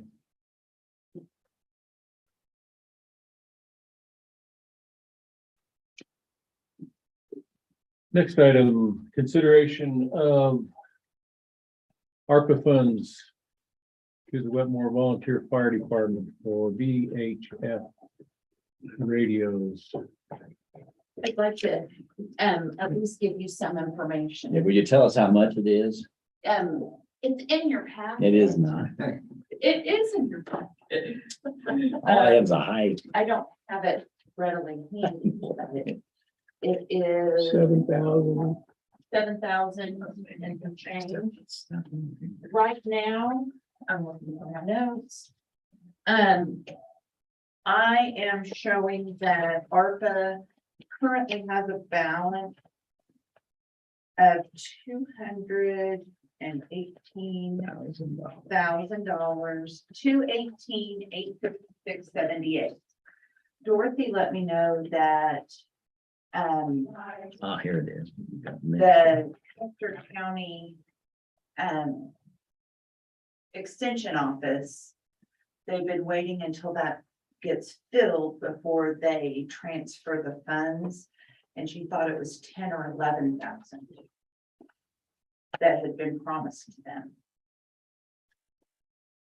And even at 11,000, that's gonna leave you right at about 7,000 that's not promised for. Any monies encumbered, that we encumbered for extension would have been outside of this 218,000. Okay, That's right. I wasn't sure. Yeah, That There was, should be an application in there. okay, This one says 7,874. And I do believe that they returned Wetmore Fire Department. Just returned $6,000 back to ARPA because it was not able to be used in the scope of what they had requested initially. So I guess this would be an additional $1,874 above what they were initially granted. on that. So were they granted the 7,874? Yeah. No, they were initially granted $12,000 This would be to additional. help out Yeah. EMS, Westcliff or Custer County EMS and also Florence Fire. Florence Fire did not So now it's 7,874 receive their plus. funds and What was that, 1,800 you said? No, he's saying it was 6,000 before, they, and this one. Oh, so this 7,800. 7,874 is a new revised number. Correct, They- so it'd be an additional 1,800. they have returned $6,000 of their initial grant. And now are asking for 7,874 for the purchase of VHF radios. The application date was 7/27.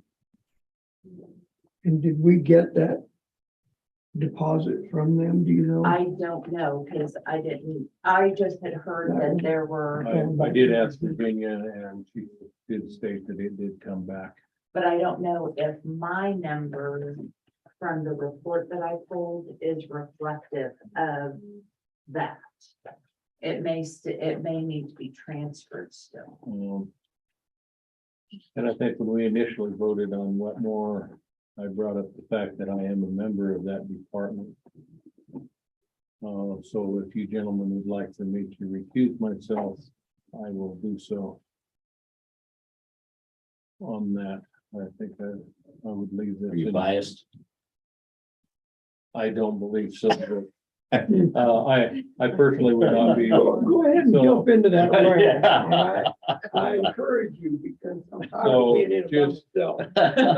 Well, as long as you disclose it and you don't feel that it's a personal conflict, it's your decision whether to recuse or not. So,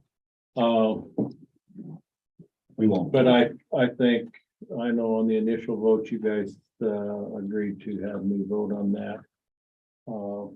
But, And I'm fine with you voting on Me it too. today. You know what the need is.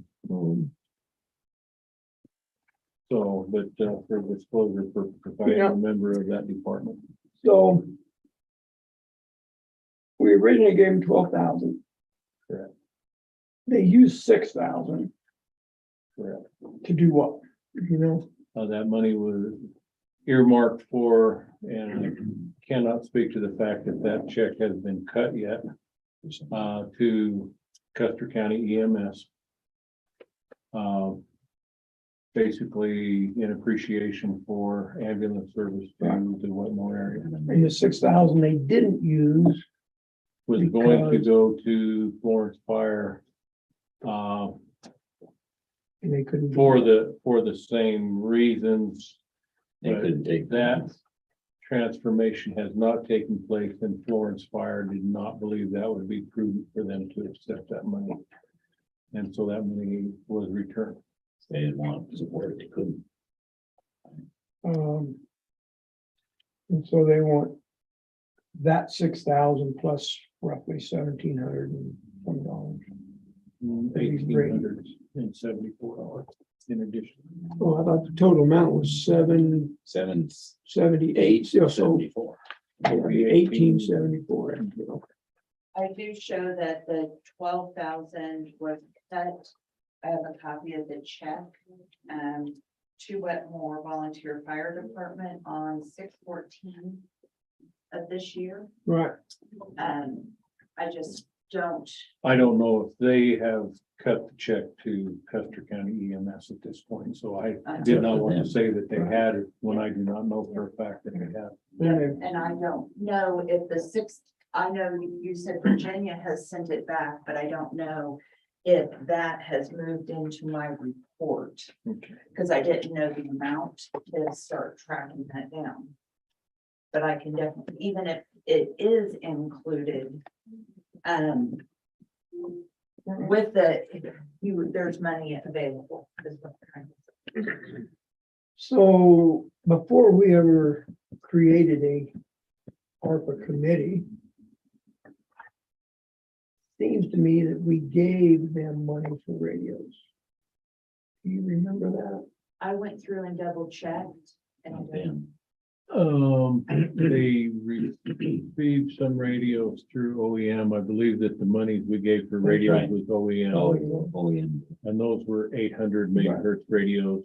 Not VHF. And I did go through all of the check receipts that I could find that were cut to Wetmore Fire, and I did not find any Right, that were written with an invoice. for right. No, we radios. did give it to OEM. Now that you mentioned that, I remember he was asking on behalf of those entities. What more was included in that? Well, I'm tired of making motions. I'll move that we accept that and grant them $7,708 or $874. For radios. I'll second it. Thank you.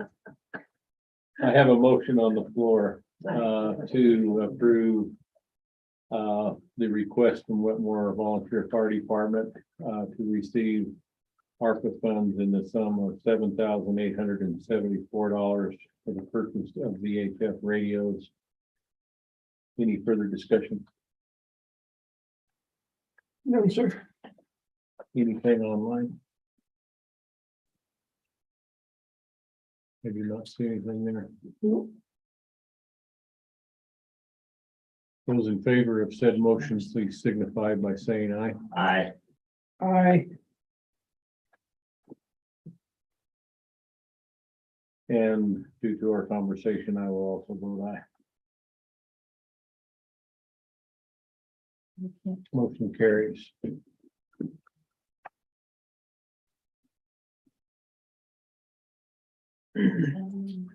so we will,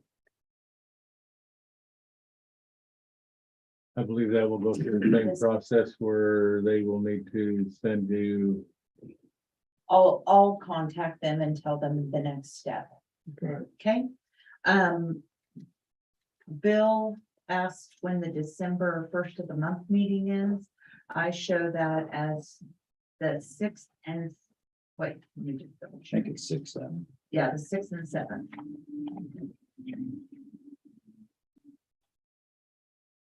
And I believe we combine those into one meeting. Yes, on the 7th, on the sixth. on the 6th. 6th. Switching over emails and calendars. I don't have everything. So yes, those were combined into the meeting on the 6th. Starting at 9. Okay, our last item on our agenda is the consideration of program participation agreement with CHAPA, Small Scale Housing Technical Assistance Program. And I believe that has been an ongoing contract with them. I was made aware of this again by Charles the other day. Now, he was asking for guidance whether he could enter into that or if we needed to address it. We did. And I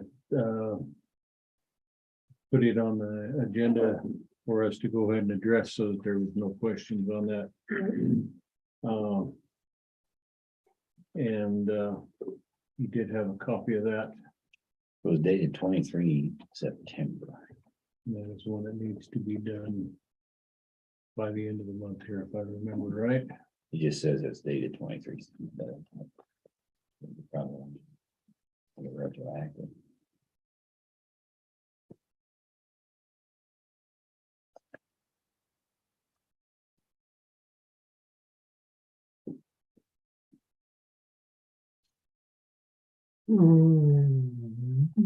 Does this cost us money to be part of this?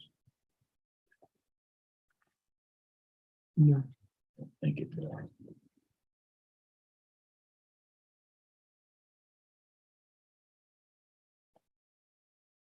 I would move that we enter into the Colorado Housing and Finance Authority Small Scale Housing Technical Agreement. I would second.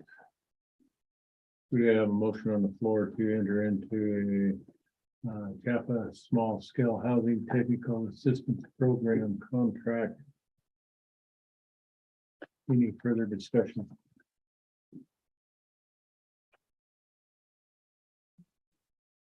Anything online? I'm not seeing anything there. Those in favor of entering into this agreement signify by saying aye. Aye. I, Aye. the implication of my motion was to authorize Charles to sign this. Let's see who. We are not on the Attainable Housing Board, he is. Okay, so it is to authorize. Yeah, to enter into this agreement with Charles being the signator. And I will contact him today and let him know. Project sponsor consultants, et cetera, doesn't have anybody in it except the Chapin.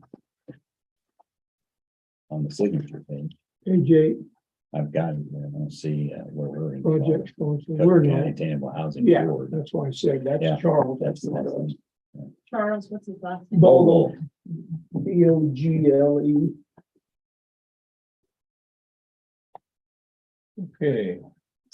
Any additional items of business today? No. Mr. Kanda? And here either. Brings us to public comment. If anybody has anything they would like to say, feel free to do so at this time. If they don't, I do.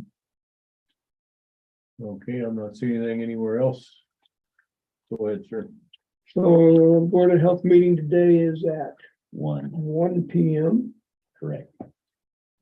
And I believe we need to offer up certain honoraries and salutations for you already signing up for the training as a Board of Health member, making us look bad. I am now also signed up. I thought this was gonna be a breeze. The first little segment was less than 2 minutes and the second one was 20. Takes a while. Yeah, so I thought I'd do them while I was in here. It didn't work. Didn't Too work. many interruptions. So have you finished or are you still in the process? No, I finished. Like I did Weeks the ago. same day I signed up. See, and I don't ever remember seeing that email. I contacted that lady and she sent me the link and I finally got on, but. And that is a requirement that we do take those classes. So Yeah, I didn't see that. I mean, we're all together, it's two classes with 2 or 3 segments in each one. I thought there's 3. It's been long enough that I couldn't tell you how many, but yeah, there were multiple segments to each. one, yeah. There were 2. Yeah, so And we'll get on so that. It started. All right. that's. when it went into the article. Please don't bring that up during the Board of Health meeting that you're doing. Yeah, don't say it. I don't need to. You've already done it. You already did. Not in Board of Health meeting. Yeah, that's true. I don't want to have to hear it from Dr. Brown. So, all right. I do want to let you know that Virginia just brought in the receipt showing that the ARPA funds were returned. And it was put into the ARPA account on 9/12. My report was pulled on 9/26. So this should be reflective of the 6,000. Good deal. So just so you know. And that's was for 6,000. Okay. Yes, sir. So we dipped into that $1,800 Yeah. roughly. Any other public comment? Hearing none, seeing none, I will adjourn this meeting at 11:39 a.m. Thank you all. Good job.